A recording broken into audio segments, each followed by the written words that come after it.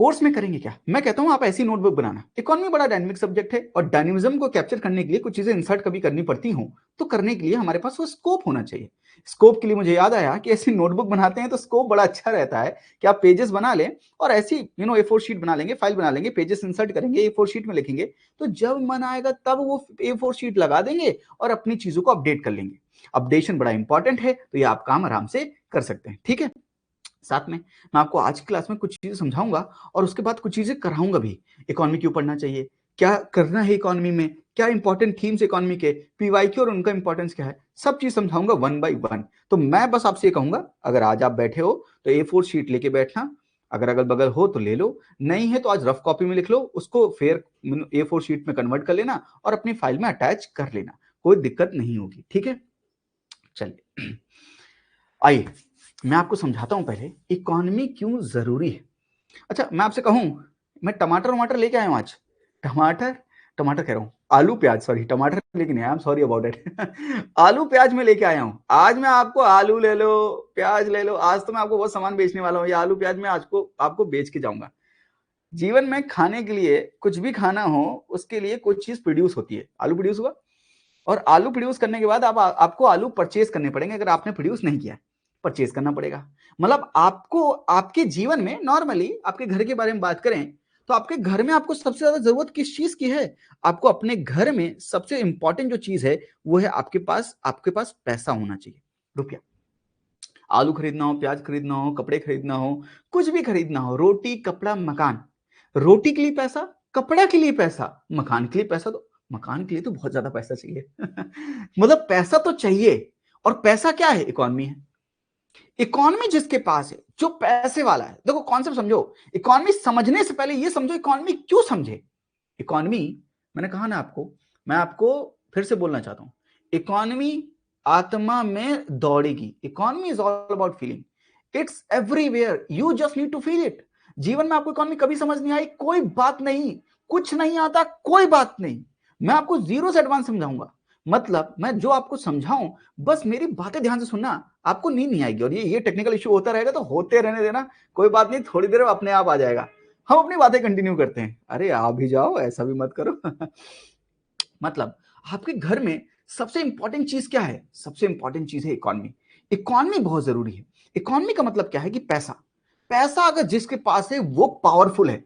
अगर अमेरिका के पास पैसा है तो अमेरिका पावरफुल है। अगर चाइना के पास पैसा है तो चाइना पावरफुल है। इंडिया के पास पैसा है तो इंडिया भी पावरफुल है। अगर हमको विश्व गुरु बनना है, ग्लोबल लीडर बनना है, तो हमको कुछ और नहीं चाहिए, हमको पैसा चाहिए। पैसा यानी हमारे पास पैसा होना चाहिए, तो ही हम विश्व गुरु बन सकते हैं। और पैसा लाने के लिए एक तरीका क्या है कि आप अपना सामान बनाओ, सामान बेचो, पैसा कमाओ। अगर मैं आज आपको पढ़ा रहा हूं तो ये मैंने प्रोडक्ट क्रिएट किया है जिसका नाम है इकोनॉमी कोर्स। इकोनॉमी कोर्स मैंने आपको दिया, नॉलेज में दिया, नॉलेज से आपने मुझे पैसा दिया, तो मैंने आपको सर्विस दी, आपने मुझे पैसा दिया। तो हमने क्या डेवलप किया, मैंने क्या क्रिएट किया? मैंने वैल्यू क्रिएट की है। 100 रुपए की ही सही, पर मैंने वैल्यू क्रिएट की है। इस वैल्यू क्रिएट कैसे हुई? मैंने अपनी सर्विस दे के आपको 100 रुपए की वैल्यू क्रिएट की है। मतलब इस दुनिया में सबको पैसा चाहिए। पैसे से बड़ा एक चीज है स्पिरिचुअलिज्म, जिसके बारे में हम इकोनॉमी में नहीं बात करें तो बेहतर होगा हम इकोनॉमी के बारे में बात करते हैं। इकोनॉमी मतलब पैसा।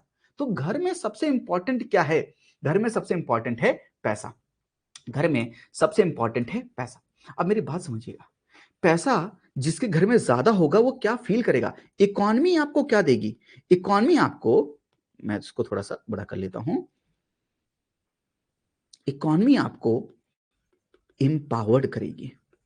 इंपावरमेंट, जिसके पास पैसा है वो इंपावर्ड है। इंपावर्ड मतलब पावरफुल है।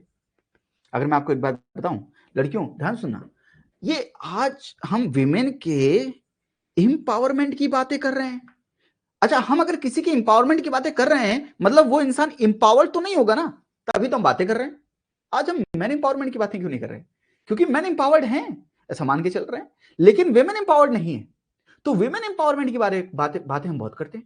Why women are not empowered? तो अगर आप इसको थोड़ा सा हिस्टोरिकल एंगल में देखोगे, हिस्टोरिकल एंगल में देखोगे तो लेटर वैदिक पीरियड में क्या हुआ था? लेटर वैदिक पीरियड में क्या हुआ था? विमेन से क्या छीन ली थी हमने? विमेन से एजुकेशन छीन ली थी।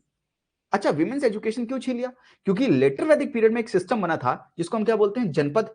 जनपद में राजा होता था कौन, मतलब जनपद का जो किंग होता था वो एक किंग होता था, और वो किंग पूरे जनपद को चलाता था, मतलब अपने राज्य को चलाता था।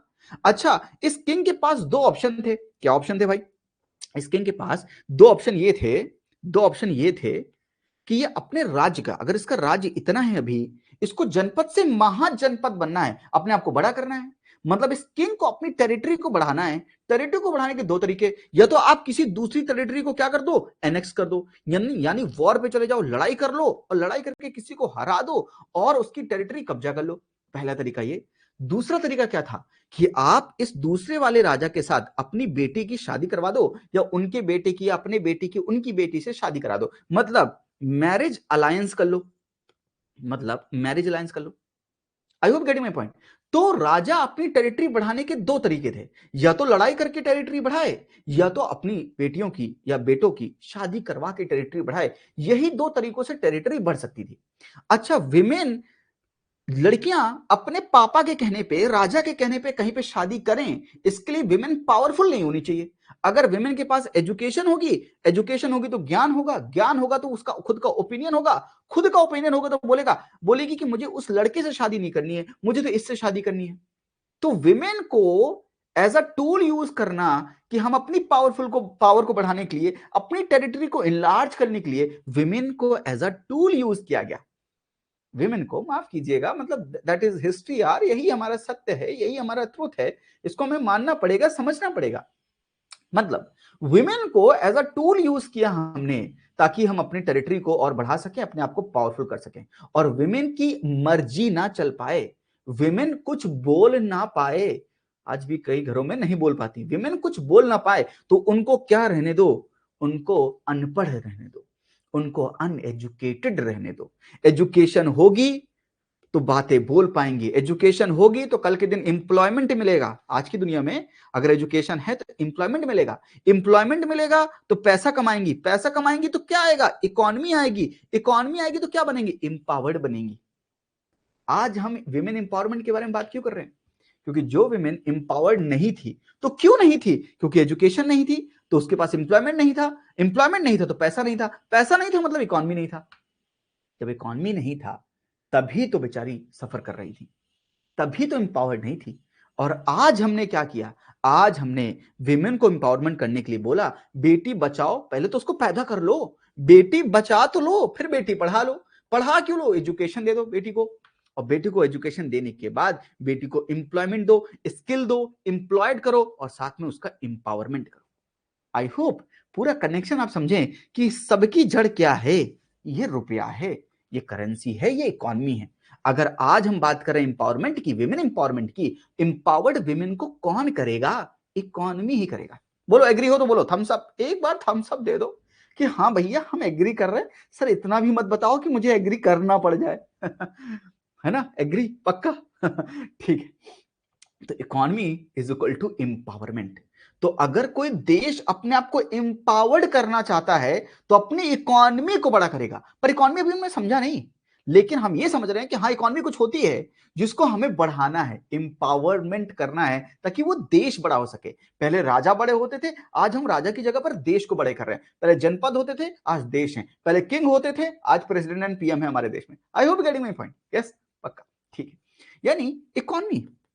अच्छा, मैं आपको थोड़ा सा और एग्जांपल देता हूं।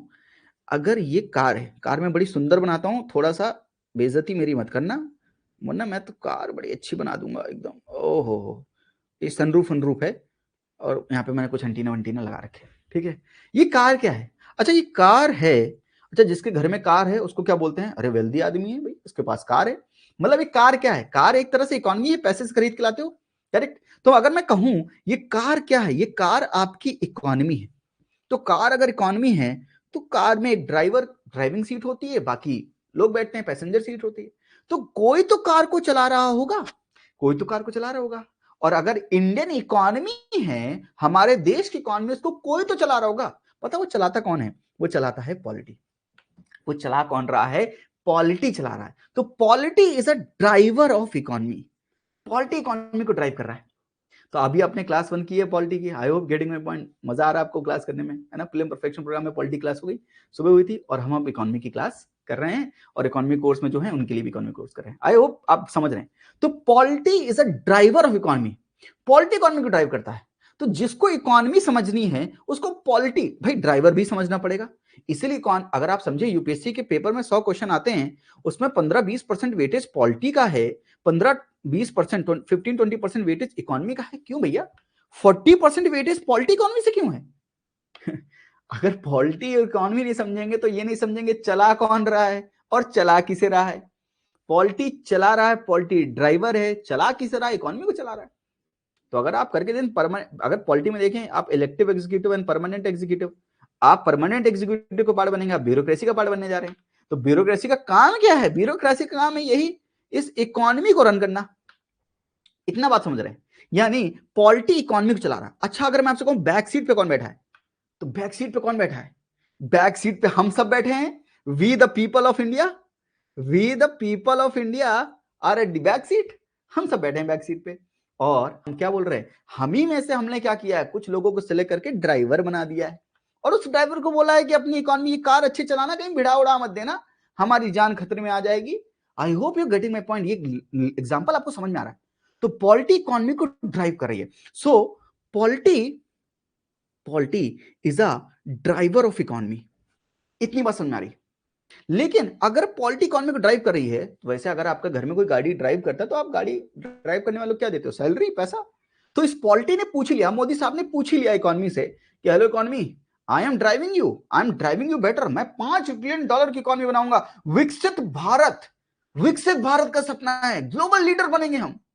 पॉलिटी इकोनॉमी को ड्राइव ऐसा करेगी, इतना बढ़िया ड्राइव करेगी कि इकोनॉमी, अगर इकोनॉमी का साइज पहले नैनो था, धीरे धीरे बड़ा होके क्या बन जाएगी, ये लेट से क्या बोलो, टाटा की कोई कार बन जाएगी, टाटा कर्व नैनो के बाद, और उसके बाद लेट से ये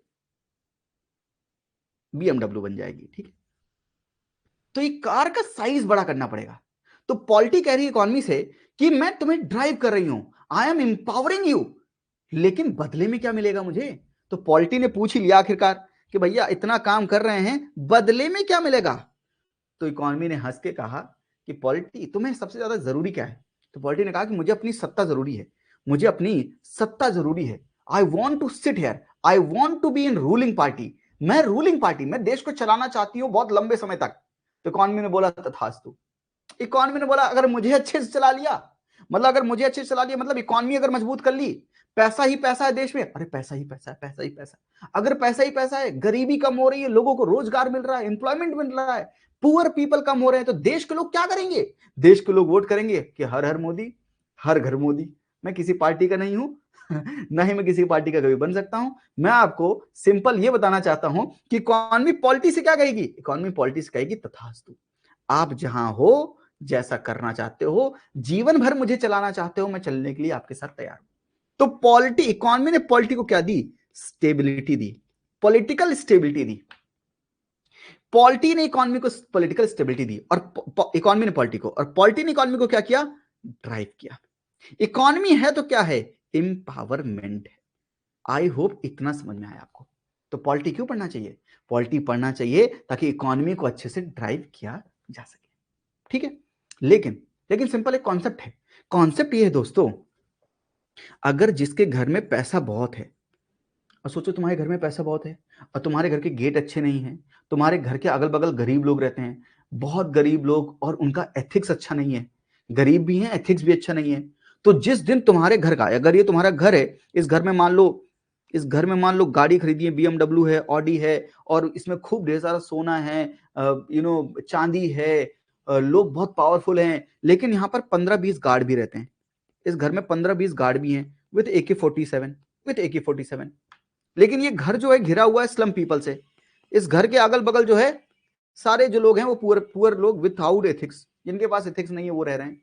तो जिस दिन घर में आपके घर में ये बॉडी गार्ड हट जाएंगे, AK-47 हटा देंगे, जिस दिन आपके घर में ये बॉडी गार्ड हट जाएंगे, उस दिन ये पुअर लोग, उस दिन ये लोग विदाउट एथिक्स वाले लोग, ये आपके घर में कूदेंगे, आपके घर में कूद के BMW, ऑडी, आपका सोना चांदी सब कुछ छीन लेंगे, और आपको क्या कर देंगे, आपको पुअर कर देंगे और खुद अपना पैसा लेके भाग जाएंगे।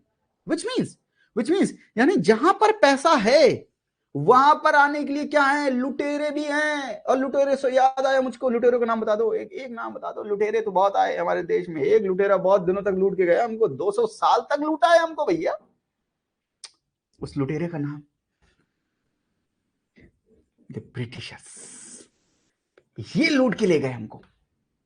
भारत सोने की चिड़िया था, भारत सोने की चिड़िया था। अब हम सोने की चिड़िया बनेंगे आगे चल के, भारत बनेगा, भारत बनेगा एक दिन, लेकिन उसके लिए बहुत काम करना पड़ेगा। मैं काम करने से डिनाई नहीं करता हूं, लेकिन ऑप्टिमिस्टिक रहो, नहीं तो दिक्कत है। आपको भी ऑप्टिमिस्टिक रहना पड़ेगा जीवन में कि आपका एग्जाम होगा ही होगा, नहीं हो बात की बात है, लेकिन होगा ही होगा। कैसे नहीं होगा, जब तक ये एटीट्यूड नहीं है, जब तक ये जान नहीं है, तब तक मजा नहीं आएगा। आंखों में गुस्सा होना चाहिए कि मेरे को यही काम मिला, मैं करूंगा इस काम को या करूंगी इस काम को। मेरा जेंडर न्यूट्रल है, आप समझ जाना। जब देश में पैसा था, जब सोने की चिड़िया थे, तो ये लुटेरे आए और इन लुटेरों ने क्या किया, हमारे देश की इकोनॉमी को छीना और हमको फिर से गरीब बना दिया, पैसा छीन के ले गए। तो इनसे बचने के लिए हमारे पास क्या होना चाहिए, आज के समय हमारे पास क्या है, मिलिट्री है भैया। आओ इस बार हम तैयार हैं, आओ न्यूक्लियर वेपन लेके तैयार हैं, इस बार उड़ा ही देंगे। आज हाथ नहीं रख सकते हम पे, आज साइकोलॉजिकल वॉर खेल रहे हैं, आज हाइब्रिड वॉर खेल रहे हैं, आज डायरेक्ट कन्फ्रंटेशन नहीं कर रहे हैं, क्योंकि हमारे पास क्या है, मिलिट्री है। तो मिलिट्री है, समझ रहे हो आप इस बात को। तो पॉलिटी इकोनॉमी को ड्राइव करती है, इकोनॉमी पॉलिटी को स्टेबिलिटी देती है, इकोनॉमी मिलिट्री के साथ है। मिलिट्री इकोनॉमी को क्या करती है, प्रोटेक्ट करती है, मिलिट्री इकोनॉमी को प्रोटेक्ट करती है। और मिलिट्री इकोनॉमी से पूछ ही लिया कि मैं आपको प्रोटेक्ट करती हूं, मुझे बदले में क्या मिलेगा। इकोनॉमी ने कहा कि तुम मिलिट्री हो, तुम्हें क्या चाहिए, तुम्हारा AK-47 जो है और चेंज होके अपग्रेड हो जाए, कोई अच्छा वेपन आ जाए तुम्हारे पास, यही चाहिए, तो मैं तुम्हें एडवांस करूंगी। अगर S-400 ट्रायम्फ लेके आ रहे हैं, या हम फ्रांस से बड़े बड़े न्यूक्लियर आर्सेनल लेके गन्स लेके आ रहे हैं, क्या बोलते हैं उसको, आर्म्स एंड एम्युनिशन लेके आ रहे हैं, तो ये लेके जो हम आ रहे हैं, ये कैसे लेके आ रहे हैं, पैसे से तो लेके आ रहे हैं। तो मिलिट्री इकोनॉमी को प्रोटेक्ट कर रही है, तो इकोनॉमी क्या कर रही है, इकोनॉमी मिलिट्री को एडवांस कर रही है। Indigenisation of the technology, advancement of the technology, ये सब आपके सिलेबस में मेंशन है साहब, ये सब आपके सिलेबस में मेंशन है। Why economy, because economy is core of everything. बस ये लाइन समझाने के लिए मैं इतना ज्ञान दिया है आपको, ये लाइन समझाने के लिए मैंने आपको इतना ज्ञान दिया है कि economy of is core of everything. आपके घर का सबसे इंपॉर्टेंट पॉइंट क्या है, बोलो, इकोनॉमी। घर में पापा पैसे कमाते हैं, मम्मी पैसा कमाती है। मम्मी पैसा कमाती होंगी तो मम्मी की चलती होगी, पापा पैसा कमाते होंगे तो पापा की चलती होगी। वो अलग बात है किसी घर में पापा पैसा कमा रहे हैं पर चल मम्मी की रही है। इन जनरल बोल रहा हूं, जो पैसे कमा के लाता है वो पावरफुल है। अगर आपकी बहन पैसा कमा के दे रही है तो आपकी कम इज्जत होगी, आपकी इज्जत तब होगी जब आप घर में पैसा कमा के लाके दोगे। करेक्ट है, यस, मानते हो बात को। मतलब आपका घर क्या है, एक इकोनॉमी है, हाँ छोटे स्केल पर है, पर है तो एक इकोनॉमी है ना। सबके घर मिला लेंगे और सारे घर मिला के बोलेंगे तो क्या बोलेंगे, इंडियन इकोनॉमी। अरे पूरे देश में कई लोग रहते हैं, पर कई लोग रहते हैं, उसको समझने के लिए पहले मैं समझ लो आपके घर में क्या होता है। अगर आपके घर में जो हो रहा है वही सबके घर में हो रहा है, तो सबके घरों को मिला दूंगा तो एक इंडियन इकोनॉमी बन गई। लेकिन मैं कहूंगा आपके घर की इकोनॉमी तो योर होम इकोनॉमी, तो घर की इकोनॉमी है आपके, तो घर की इकोनॉमी हो सकती है, बिल्कुल सभी के घर की इकोनॉमी पूरे देश में इंडियन इकोनॉमी है।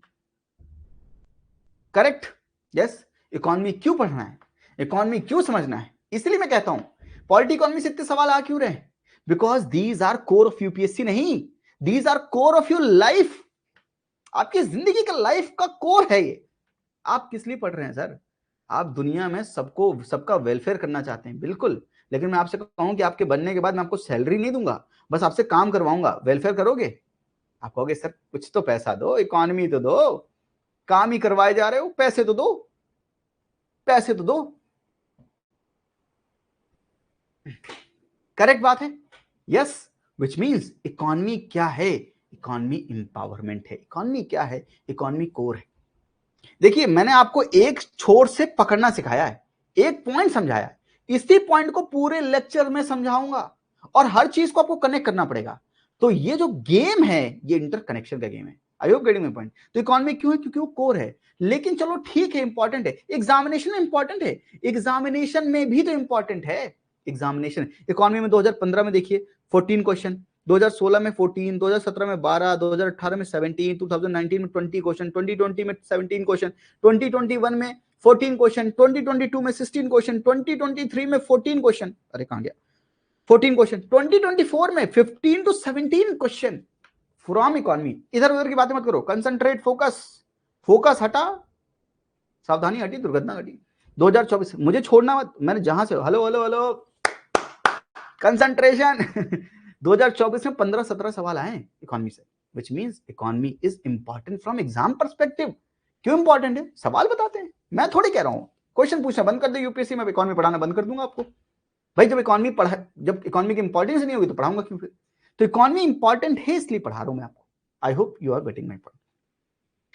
नेक्स्ट क्वेश्चन है, इकोनॉमी में क्या पढ़ें? सिलेबस मैं पढ़ाऊंगा, आपको कुछ पढ़ने की जरूरत नहीं है, ना ही आपको कोई किताब उठानी है, ना ही आपको किताब छूनी है। हाँ, आपको बस जो मंथली माइंड में मैगजीन है उसमें जो इकोनॉमी का सेक्शन है वो आप पढ़ सकते हैं। जब मैं कॉन्सेप्ट सारे समझा दूंगा तो आपको हलवा लगेंगे, वो आप पढ़ लेना, एक बार में सारे रिवाइज हो जाएंगे, कोई टेंशन वाली बात नहीं। बाकी चीजें मैं इंक्लूड भी कर लूंगा, बहुत चीजें, ठीक है, तो कोई टेंशन वाली बात नहीं।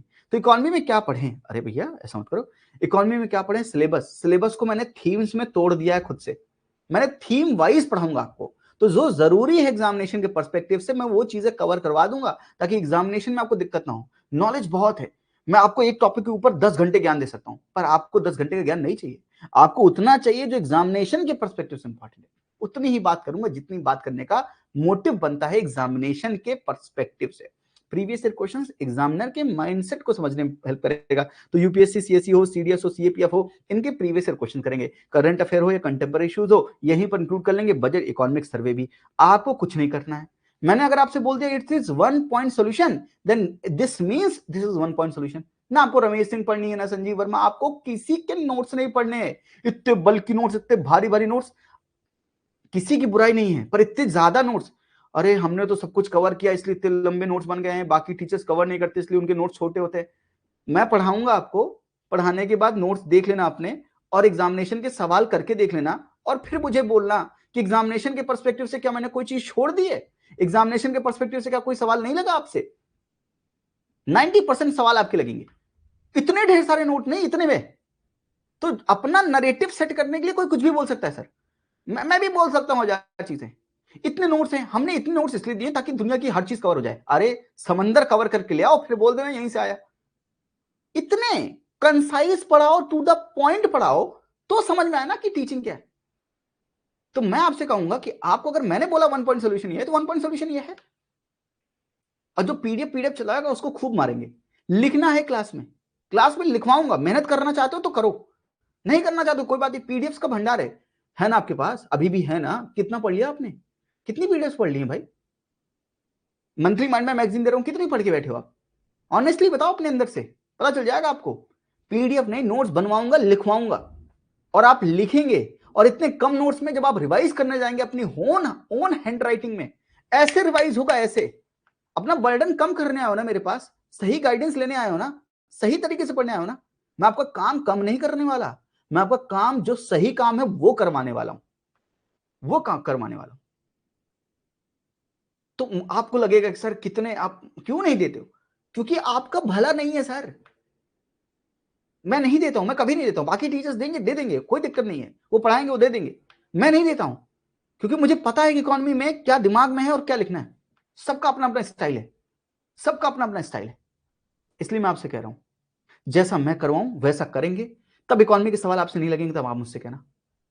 पर मेरी बात मानो तो सही, अगर आप कर ही रहे हो ट्रस्ट तो पूरा ही करो ना। अगर एक एक शब्द मैं बोल रहा हूं मानो ना मेरी। पीडीएफ से कुछ नहीं होगा, किसी का भला नहीं हुआ आज तक, मैंने नहीं देखा किसी का भला होते हुए, आपका भी नहीं होगा सर। बाकी सब्जेक्ट भी पढ़ रहे हो तो अपने ओन हैंड राइटिंग से नोट्स बनाना, चाहे पॉलिटी, हिस्ट्री, ज्योग्राफी, अपने नोट्स बनाना।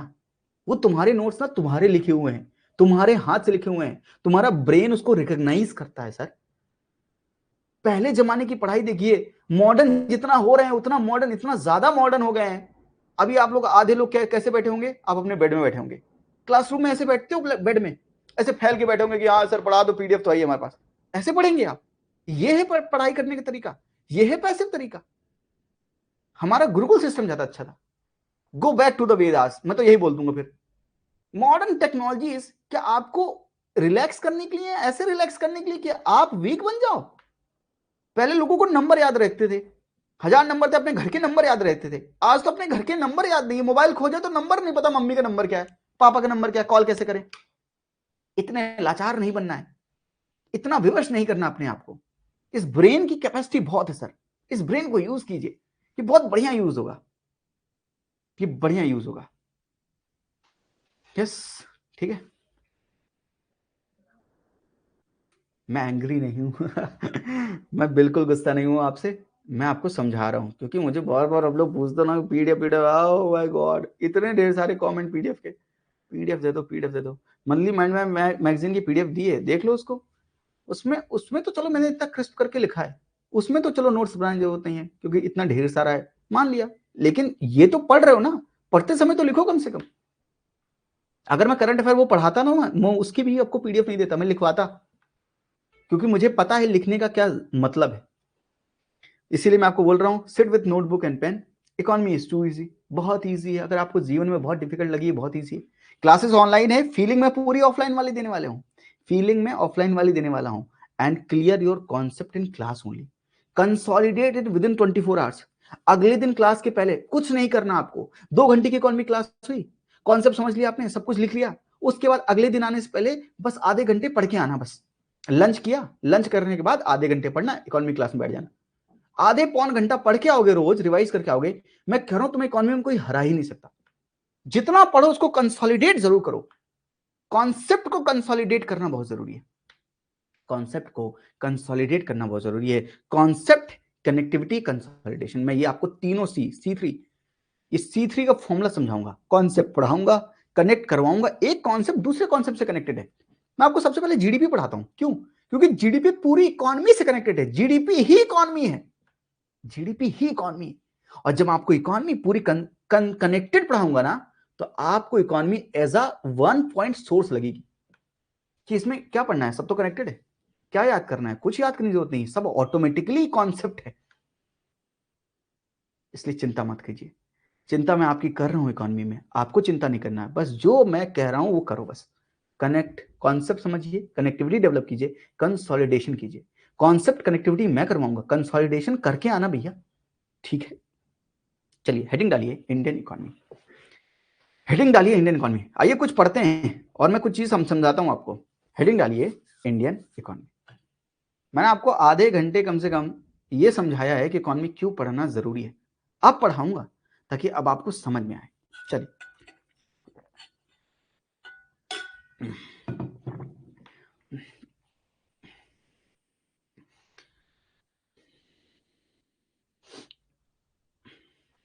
मैंने आपसे कहा था कि अगर ये इंडिया है,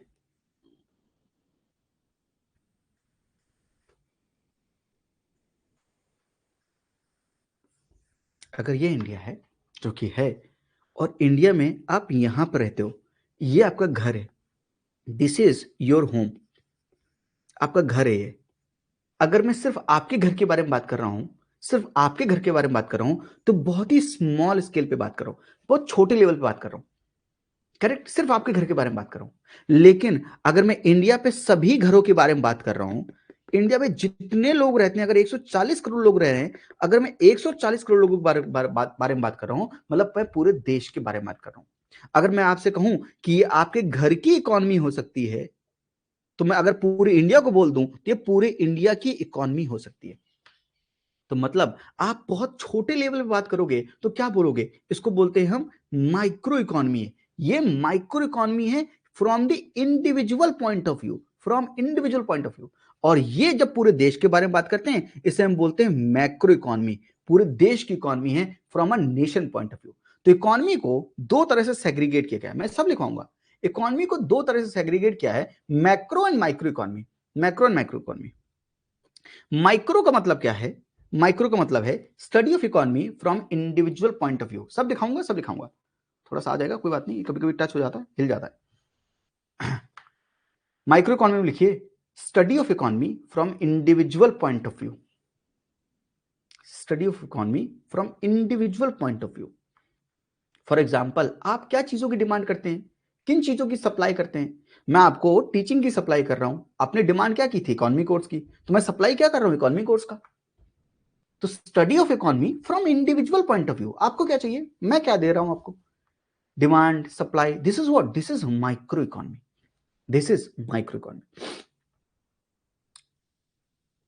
and the second is macro economy, study of economic aggregates, aggregates का मतलब होता है, एग्रीगेट्स का मतलब होता है कुल मिलाकर, हिंदी वालों कुल मिलाकर, एग्रीगेट का मतलब होता है सकल, सकल मतलब सब कुछ मिलाकर, स्टडी ऑफ इकोनॉमिक एग्रीगेट। अगर मैं जीडीपी के बारे में बात कर रहा हूं तो पूरे देश की जीडीपी होती है, बैंकिंग मतलब पूरे देश में बैंकिंग, अनएम्प्लॉयमेंट मतलब पूरे देश में कितने लोग गरीब हैं, रोजगार नहीं मिला है, अनएम्प्लॉयड है, पॉवर्टी मतलब पूरे देश में कितने लोग गरीब हैं, करेक्ट। तो GDP, banking, unemployment, poverty, this is what, this is economic aggregate, मतलब पूरे देश में सबको मिलाकर, एग्रीगेट मतलब कुल मिलाकर, सबको मिलाकर। ये दो डिफिनेशन लिखनी है अभी आपको, माइक्रो एंड मैक्रो इकोनॉमी। तो इकोनॉमी को दो तरह से कैटेगराइज किया हमने, micro economy and macro economy. यहां तक समझ में आया, बिल्कुल, यस, पक्का, फोकस कीजिए, यहीं पर रहिएगा, अननेसेसरी कमेंट मत कीजिएगा। हम पढ़ाई के बारे में बात करते हैं, बाकी जितने आपके डाउट हों कि मंथली माइंड में मैगजीन क्या है, ये क्या है, वो क्या है, वो सब आप चैट सेक्शन में लिख देना, हमारी जो टीम है वो आपके साथ बात करेगी और समझाएगी आपको, कोई टेंशन वाली बात नहीं। लेकिन हम यहाँ पर प्री के लिए पूरा फोकस करेंगे। अभी तो मैं थीम में गया भी नहीं, अभी तो मैं इकोनॉमी समझा रहा हूं आपको। इकोनॉमी दो तरीके के होते हैं, मैं कहा ना आपको, अगर आपको कुछ नहीं आता मुझे कोई मतलब नहीं है, मैं आपको जीरो से पढ़ाऊंगा, और जिन्होंने पढ़ रखा कोई बात नहीं, मेरा साथ देना, अपने आप को रिवाइज करना और चीजों को स्ट्रॉन्ग करना। Micro economy and macro economy. अच्छा, कुछ लोग बड़ी गलती करते हैं, कुछ लोग बड़ी गलती ये करते हैं कि वो बोलते हैं, मैं फिर से लिखता हूं, कुछ लोग कह देते हैं इंडियन इकोनॉमिक्स पढ़ाएंगे, अरे आ जाओ भैया इंडियन इकोनॉमिक्स पढ़ाएंगे। इंडियन इकोनॉमिक्स नहीं होता। आपने क्या पढ़ा, अरे आज इकोनॉमिक्स की क्लास है, इकोनॉमिक्स की क्लास नहीं है, इकोनॉमी, इंडियन इकोनॉमी की क्लास है। तो कुछ तो डिफरेंस होगा इकोनॉमिक्स और इकोनॉमी में, कुछ तो डिफरेंस होगा, करेक्ट। अच्छा ठीक है, मैं बताता हूं आपको क्या डिफरेंस है। डिफरेंस ये है कि जैसे बड़ों ने कहा, जैसे मेरे पेरेंट्स मुझे कह देते हैं कि बड़ों की बात माननी चाहिए, बड़ों की बात माननी चाहिए, वी मस्ट ओबे दी एल्डर्स, हमें सबकी बात माननी चाहिए, बड़ों की बात माननी चाहिए। उन्होंने मुझे एक थ्योरी समझाई, उन्होंने मुझे एक प्रिंसिपल दिया, क्या है प्रिंसिपल, है एक लाइन है, ये मुझे ऐसा करना चाहिए, प्रिंसिपल है। अब उन्होंने मुझे ये बात समझा दी और मैंने जाकर किसी एक बूढ़े अंकल के ऊपर वो चीज अप्लाई कर दी। मैंने गया, पार्क में गया, एक बूढ़े अंकल थे, उन बूढ़े अंकल के पास गया और मैंने उनके पैर को छू लिया, टच किया और बोला चरण स्पर्श। तो उन्होंने मुझे क्या कहा, आशीर्वाद दिया। मेरे पेरेंट्स ने मुझे थ्योरी सिखाई थी, लेकिन मैंने उस थ्योरी को अप्लाई किसी के ऊपर किया, मैंने इसी थ्योरी को किसी के ऊपर जाके अप्लाई किया। मैं गया पार्क में, एक बूढ़े अंकल के पास, बोला पैर छुआ और बोला चरण स्पर्श। उन्होंने बोला खुश रहो बच्चा। तो एक थ्योरी होती है, एक उस थ्योरी का एप्लीकेशन होता है, करेक्ट है। तो अगर मैं आपसे कहूं what is difference between economics and economy, economics theory है कि जब ऐसी ऐसी सिचुएशन आए तो ऐसा ऐसा करना चाहिए। तो जो बड़े इकोनॉमिस्ट होते हैं वो थ्योरी देते हैं कि जब ऐसी ऐसी सिचुएशन हो तो ऐसे करने से आप इस सिचुएशन से बाहर आ जाएंगे, थ्योरी है। लेकिन उस थ्योरी को मैंने जब कहीं पर अप्लाई किया, किसी एक जगह पर अप्लाई किया, तो उसको बोलते हैं economy. Economics theory and principle है, इकोनॉमिक्स साइंस है, आर्ट ऑफ डिसीजन मेकिंग है, आ जाएगा लिखवा दूंगा आपको। इकोनॉमिक्स साइंस है, आर्ट ऑफ डिसीजन मेकिंग है। इकोनॉमी क्या है, इकोनॉमी उसका क्या है, इकोनॉमिक उसका एप्लीकेशन है। जब हम थ्योरी को किसी एक ज्योग्राफिकल टेरिटरी में लगाते हैं तो हम बोलते हैं एप्लीकेशन ऑफ दैट थ्योरी। अच्छा, किसी एक ज्योग्राफिकल प्लेस में लगाएंगे, तो अगर इंडिया में लगाएंगे, इंडिया के टेरिटरी में लगाएंगे, तो क्या बोलेंगे? Indian economy. अगर यूएसए में वही इकोनॉमिक्स लगाएंगे तो क्या बोलेंगे? USA economy. जापान में वही इकोनॉमिक्स लगाएंगे तो क्या बोलेंगे? Japanese economy. तो इकोनॉमी क्या है? इकोनॉमी इकोनॉमिक्स के जो प्रिंसिपल है उनका एप्लीकेशन है। तो हम क्या बोलते हैं? Indian economy. हम प्रिंसिपल थ्योरी नहीं पढ़ने बैठते हैं कि इसने क्या कहा, उसने क्या कहा, थ्योरी नहीं पढ़ते हैं, हम तो एप्लीकेशन पढ़ते हैं।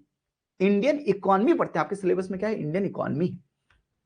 तो इकोनॉमिक्स एंड इकोनॉमी, अब आप लिख लो थोड़ा सा इसको, आपको समझ में आएगा।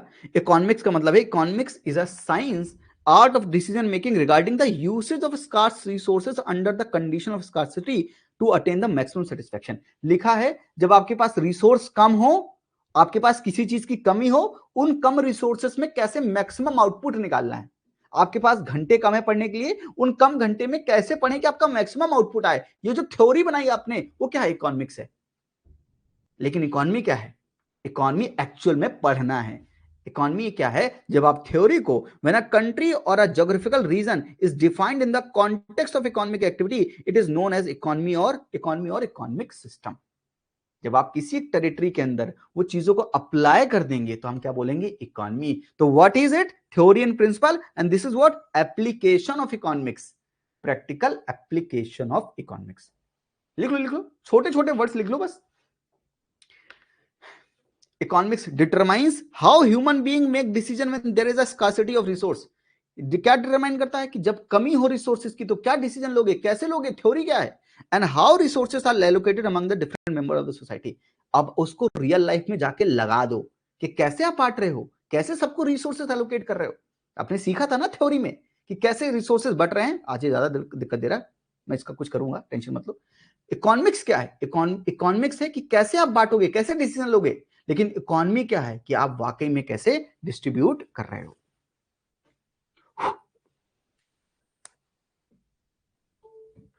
कैसे आप वाकई में डिस्ट्रीब्यूट कर रहे हो, आ जाएगा। ठीक है। And this focuses on, economics focuses on the way in which the economic agent behave and interact and the way in which the economies work. Economy क्या है? The way in which the country's economic affairs are organized and conducted. तो जब भी economy होगी तो किसी देश की होगी। Indian economy, Japanese economy, Britain economy, कुछ तो होगा उसके आगे। किसके बारे में बात कर रहे हो वो जरूर लिखना पड़ेगा। इसलिए इकोनॉमिक्स और इकोनॉमी में बहुत डिफरेंस होता है। आई होप आप समझ गए। मेरे पेरेंट्स ने क्या सिखाया था, अप्लाई मैंने क्या किया था। Economics and economy, simple examples याद रहेंगे तो कल के दिन पूछ लिया तो हमको तैयार है, नहीं भी पूछा तो कॉन्सेप्ट तैयार है। जीरो से शुरू कर रहे हैं भाई, हमको ये समझना पड़ेगा। कोई नहीं समझाता तो कोई बात नहीं, मैं समझाऊंगा आपको, जो नेसेसरी है मैं समझाऊंगा। कल के दिन आप गलती से इंटरव्यू में ये मत बोलिएगा, हाँ सर इकोनॉमिक्स, इकोनॉमिक्स बोलेंगे तो आप समझदार है। इंडियन इकोनॉमिक्स मत बोल के आइएगा, वरना वो समझ जाएंगे कि आपके पास कॉन्सेप्चुअल क्लैरिटी नहीं है, इंटेलेक्ट ही नहीं है। क्या बात करें अब आगे? करेक्ट है? यस, ठीक है। लिख लीजिए इसको, लिखने के बाद एक थम्स अप दिया करो, आगे चल लूंगा मैं। मुझे लिखवाना ना हो तो मैं 15 दिन में खत्म कर दूं, लेकिन मैं चाहता हूं आप बैठ के लिखो। मैं भी अपना समय दे रहा हूं आपके लिखवाने के लिए, ताकि आप लिखो। प्लीज लिखो। आप देखना अंत में जब मैंने ये बोला ना लिखो, आपको कितना बढ़िया फ्रूट देगा ना, आप मुझे याद करोगे। तो हमने इकोनॉमिक्स और इकोनॉमी भी समझ लिया, हमने माइक्रो और मैक्रो भी समझ लिया, लेकिन अभी तक हमने ये नहीं समझा कि इकोनॉमी क्या होती है। आज समझाएंगे, बिल्कुल समझाएंगे। पहली क्लास है, थोड़ा लंबा खींच लेंगे पर समझाएंगे सब कुछ। नींद तो नहीं आ रही है? बोल दो जल्दी। हाँ, ये कुंभकर्ण का समय है 3 से 5, सब सो जाते हैं, इस समय सोना नहीं है।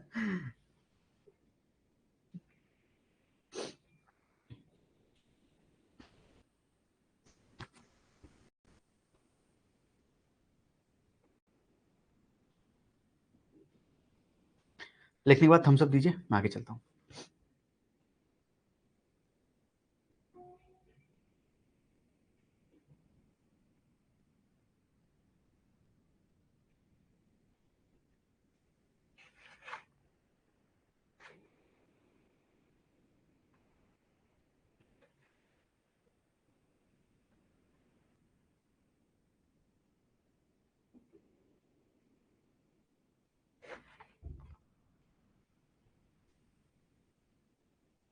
Done.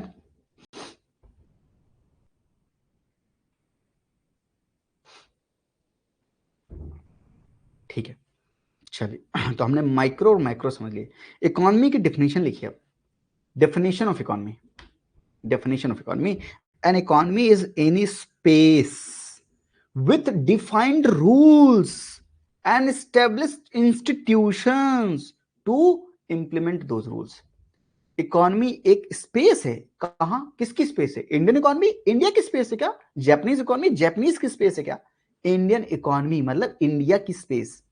Economy is an any space, कुछ रूल्स होंगे नहीं तो सब गड़बड़ हो जाएगा, with defined rules and established institution to implement those rules and established institutions to implement those rules। थोड़ा तेज लिखना पड़ेगा, मेंस भी लिखना है, ठीक है? छोड़ दिया तो कोई बात नहीं, बाद में भी देख के लिख सकते हैं, ऐसा कोई दिक्कत नहीं है, पर थोड़ा सा स्पीड बढ़ाओ, मुझे बता दिया करो, मैं दिखा भी दूंगा। An economy is any space with defined rules and established institutions to implement those rules।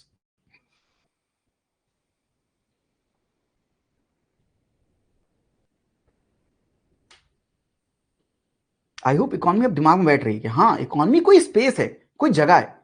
तुम्हारे घर की जगह है तो your family economy, your home economy.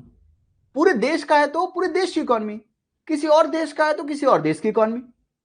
मतलब इकोनॉमी क्या है? एक स्पेस ही तो है। तुम्हारे घर का भी तो जमीन एक स्पेस ही तो है, करेक्ट? यस।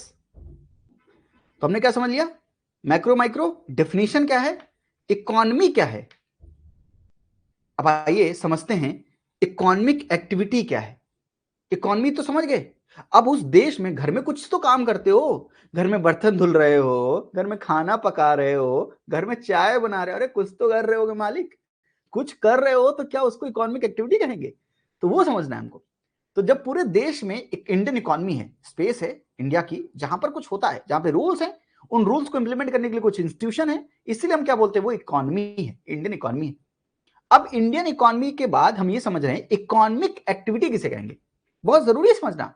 कल के दिन जब यूपीएससी ये पूछ सकता है कि प्राइमरी एक्टिविटी क्या है, सेकेंडरी एक्टिविटी क्या है, टर्शरी एक्टिविटी क्या है, तो वो ये भी पूछ सकता है कि इकोनॉमिक एक्टिविटी क्या है। भाई मैं तो वैसे ही सोचता हूं, मुझे तो यही लगता है कि ऐसे ही पूछना चाहिए एग्जामिनर को, तो ऐसे ही समझा रहा हूं जो एग्जामिनेशन के पर्सपेक्टिव से इंपॉर्टेंट है। लिखिए, an activity which creates value, मैंने हाईलाइट कर रखा जिन पे आपको इंपॉर्टेंट देखना है। एक ऐसी एक्टिविटी जो वैल्यू क्रिएट करती है और value that can be measured is called economic activity. What is value? ओ हो वैल्यू से याद आया, ये 100 का नोट, ये 500 का नोट, ये सब क्या है? ये सब क्या है? वैल्यू ही तो है। अच्छा, आलू, आलू ये वैल्यू है? अरे जब तक मैं इसके लिए पैसा नहीं दूं, ये वैल्यू है क्या? तो वैल्यू, ये है value. Economic activity is an activity that creates value and that value can be measured. Value सिर्फ वैल्यू रहना, वैल्यू को नाप तो सकें। इस आलू की कीमत क्या है? एक आलू का दाम है 10 रुपए, तो आपने बताया ना कि इसकी कीमत क्या है? 10 रुपए। लेकिन कितने आलू की? एक आलू की कीमत 10 रुपए। आप मेजर भी कर रहे हो साथ में। जैसे अगर मैं कहूं आपसे, मेरी बात ध्यान से सुनना, चाय इस समय नींद आ रही तो चाय पीने का तो बहुत मन कर रहा है, पर अब तो क्लास ले रहे हैं तो चाय हम लोग वर्चुअल बना लेते हैं, ऐसे बना लेते हैं, चलेगा ना? ठीक है, तो मैं क्या करता हूँ, बाहर से दुकान से चाय की पत्ती ले आता हूँ। ठीक है, मैंने चाय की पत्ती ले आया चाय बनाने के लिए, टी लीव्स लेके आया, और अब देखिए मैं घर में गैस गैस जला लूं। अरे बनाओगे कैसे? फिर भगोना रख लेता हूँ, भगोने में पानी वानी चढ़ा देता हूँ, पानी वानी चढ़ाने के बाद दूध डाल दूं, मिल्क, मिल्क भी लेके आया था। फिर वही इलायची, लौंग, अदरक सबको कूट के अच्छे से डाला, खूब उबाल लगवाई, और मैंने 3 लोगों के लिए चाय बनाई। 3 लोग कौन थे? एक मेरी मॉम, एक मेरे प्यारे डैड, और एक मैं। वैसे मेरे डैड इस दुनिया में नहीं है, पर फिर भी वो हमारे साथ हमेशा रहेंगे। फ्रॉम दैट नोट मैं हमेशा उनको एग्जाम्पल में इंक्लूड करता हूँ, इसलिए मैं बात बोल रहा हूँ क्योंकि कुछ लोग जानते हैं मुझे, इसलिए वो ये ना कहेंगे सर डैड डैड हैं वो हमेशा रहेंगे मेरे साथ, तो आप चकित मत हुआ करो। मॉम भी है, डैड भी है, और मैं भी हूँ। मैंने हम तीनों के लिए चाय बनाई, और चाय बनाने के बाद हमने बढ़िया सुड़की ली, सुड़क सुड़क के चाय पी। अच्छा ये क्या कोई एक्टिविटी है? अरे एक्टिविटी तो है भैया, हमने चाय तो बनाई है। क्या ये एक्टिविटी? आज शुगर रह गया, हम शुगर लेस पीते हैं भाई, शुगर नहीं डालते। तो ये क्या एक्टिविटी है? एक्टिविटी है, लेकिन क्या ये इकोनॉमिक एक्टिविटी है? क्या ये इकोनॉमिक एक्टिविटी है? ये सोचना पड़ेगा। अच्छा, क्या आप डेफिनेशन क्या थी? डेफिनेशन लगाते ना, क्या इस एक्टिविटी ने कुछ वैल्यू क्रिएट की? वैसे हमने 3 चाय बनाई, 3 चाय की कोई वैल्यू है क्या? अरे हमने ही पी ली, तो क्या कोई वैल्यू है क्या? कोई वैल्यू क्रिएट नहीं की। अरे ये चाय बेच के अगर मैं पैसे कमाता, 100 रुपए लेके आता, तो इसकी वैल्यू होती। वैसे भी बिना चीनी की चाय कौन ही पिएगा, हम ही पी सकते हैं। तो हमने क्या कोई वैल्यू क्रिएट की? Answer is no.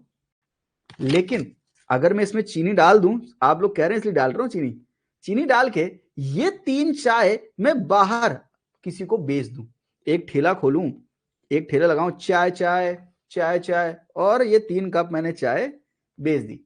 तो लोगों, आपने मुझसे पूछा कि सर चाय बेची तो पैसे कमाया? मैंने कहा हाँ, मैंने 30 रुपए कमाया। तो क्या अब ये एक्टिविटी जो आपने की उससे कुछ वैल्यू क्रिएट की? अरे पैसा क्रिएट किया, पैसा बनाया भैया मैंने, तो वैल्यू क्रिएट की? हाँ क्रिएट की। पर सर क्या आपने वे वैल्यू मेजर किया क्या?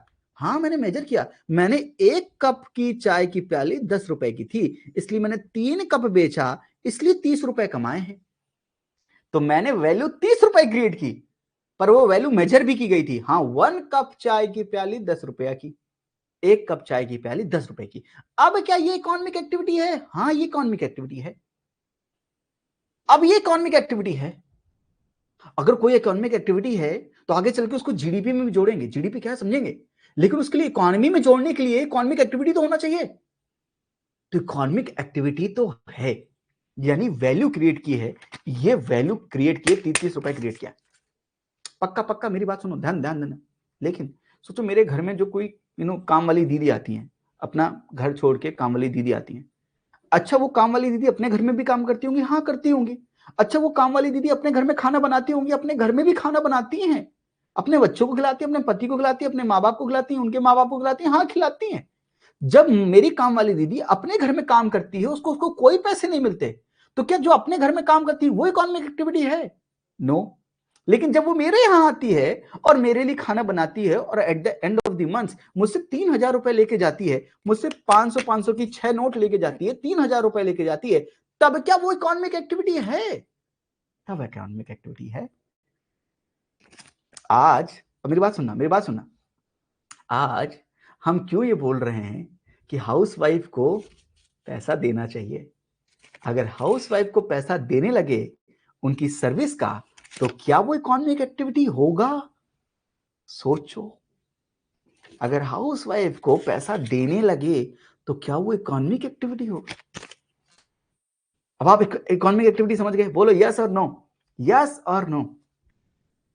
तो कोई ऐसी एक्टिविटी जो वैल्यू क्रिएट कर सकती है, उस वैल्यू को मेजर कर सकते हैं। तो बार्टर सिस्टम भी होगा, तो बार्टर सिस्टम में भी तो अनुभव मेजर ही तो कर रहे हैं। एक घोड़ा ले लो, एक केजी राइस दे दो और 1 केजी दाल ले लो, पल्सेस ले लो। तो आप क्या कर रहे हो? मुझे आप लेट से ये पोटैटो के लिए आपसे मैंने कहा कि मुझे आप पैसा मत दो, आप गोल्ड दे दो और ये मेरे से पोटैटो ले लो। तो ये भी क्या है? ये वैल्यू ही तो क्रिएट किया है और उस वैल्यू को मेजर भी तो कर रहे हैं हम। करेक्ट? यस। हाँ वो बहुत पहले की बात है, पर अब तो ऐसा होता नहीं। नहीं, मनी जरूरी नहीं है, पर वैल्यू कुछ तो नाप रहे होगे, कैसे तो नाप रहे होगे, उसकी वैल्यू कैसे तो कर रहे होगे। Money is a medium of exchange. Money के बारे में पढ़ेंगे जब हम बैंकिंग पढ़ेंगे, जब हम मनी मार्केट पढ़ेंगे, कैपिटल मार्केट पढ़ेंगे, तो हम इस पैसे के बारे में भी पढ़ेंगे। आई होप आपने ये समझा कि इकोनॉमिक एक्टिविटी क्या है। ऐसी एक्टिविटी जो वैल्यू क्रिएट कर सके और उस वैल्यू को मेजर कर सके, तब हम इसको इकोनॉमिक एक्टिविटी कहेंगे। और इसका मतलब क्या है इकोनॉमिक एक्टिविटी में? अरे आप कुछ तो प्रोड्यूस करोगे, चाय बना रहे हो, कुछ तो प्रोड्यूस करोगे, कंज्यूम भी करोगे, एक्सचेंज भी करोगे। एक्सचेंज करोगे ना, पैसे, चाय चाय चाय लो, पैसे दो, और डिस्ट्रीब्यूट भी करोगे, distribution of goods and services, distribution of goods and services, production, consumption, exchange, distribution. Production, consumption, exchange and distribution. जितना कॉन्सेप्ट पढ़ा रहा हूं उतने में फोकस कीजिएगा, बस उतने में। उसके एग्जाम्पल डिफरेंट डिफरेंट अभी मत सोचिएगा, एक बार मुझे पूरा कवर करने दीजिए, दिमाग में बिठाने दीजिए। तो क्योंकि इकोनॉमी है, हर एक चीज से कनेक्टेड है। सबको सबसे कनेक्ट करोगे तुम खुद ही कंफ्यूज जाओगे। मैं इकोनॉमी कॉम्प्लिकेटेड है बहुत दोस्तों, मैं उसको सिंपल बना रहा हूं आपके लिए, आप कॉम्प्लिकेट मत करना। इसलिए मैं कह रहा हूं मुझ पर पूरा फोकस करना, जो मैं पढ़ा रहा हूं समझ में आ रहा है बताना मुझे। तो इकोनॉमिक एक्टिविटी वैल्यू क्रिएट कर सकती है, वैल्यू मेजर कर लें तो इकोनॉमिक एक्टिविटी है, और उस इकोनॉमिक एक्टिविटी के लिए प्रोडक्शन होगा, कंजम्पशन होगा, एक्सचेंज होगा और distribution of goods and services होगा। ठीक है, इतना डन है। एक बार मुझे थम्स अप दे दीजिए ताकि हम आगे चले। तो हमने क्या क्या पढ़ लिया, हमने ये पढ़ लिया, अरे कितना बढ़िया लग रहा है ये, माइक्रो इकोनॉमी मैक्रो इकोनॉमी। उससे पहले हमने इकोनॉमिक्स एंड इकोनॉमी के बीच का डिफरेंस समझा था, डेफिनेशन समझी, इकोनॉमिक एक्टिविटी समझी, इकोनॉमिक एक्टिविटी समझी।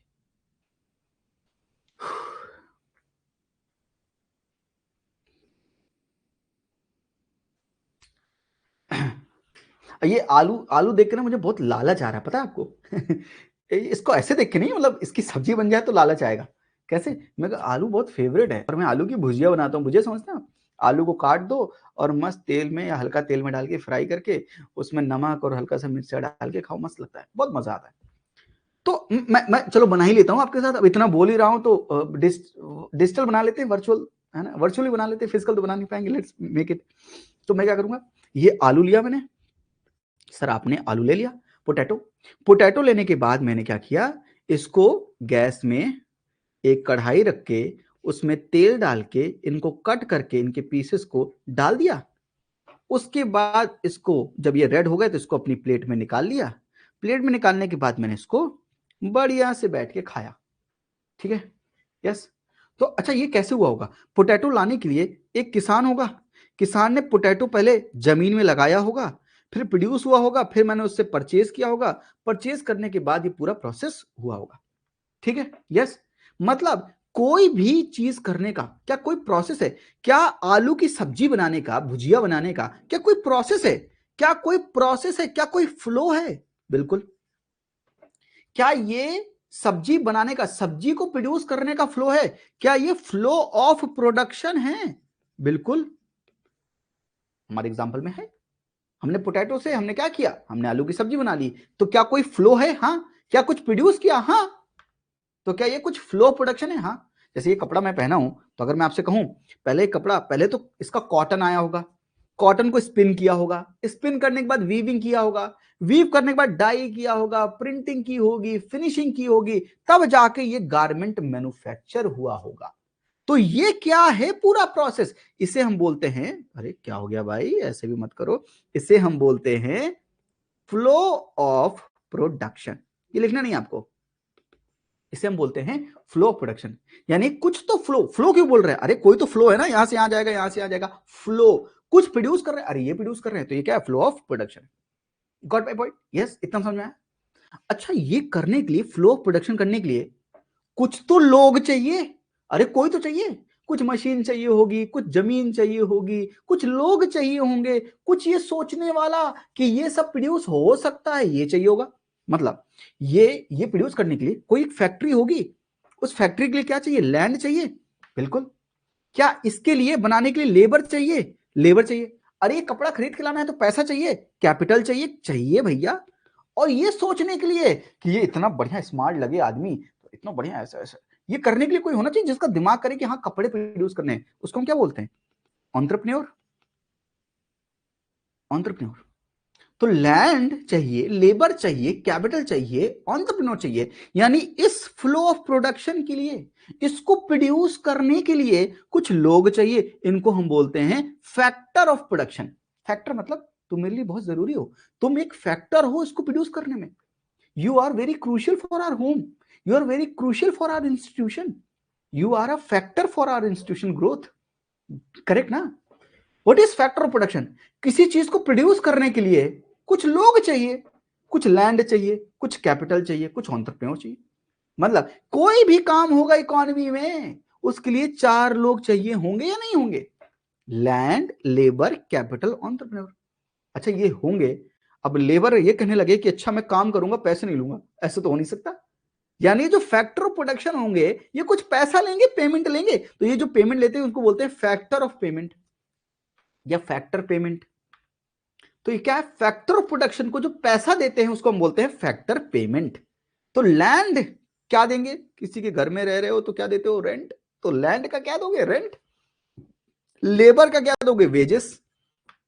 कैपिटल पैसा, पैसा लगाया ना आपने इसमें, अगर पैसा नहीं लगाते और अगर बैंक में रखते तो क्या मिलता? इंटरेस्ट।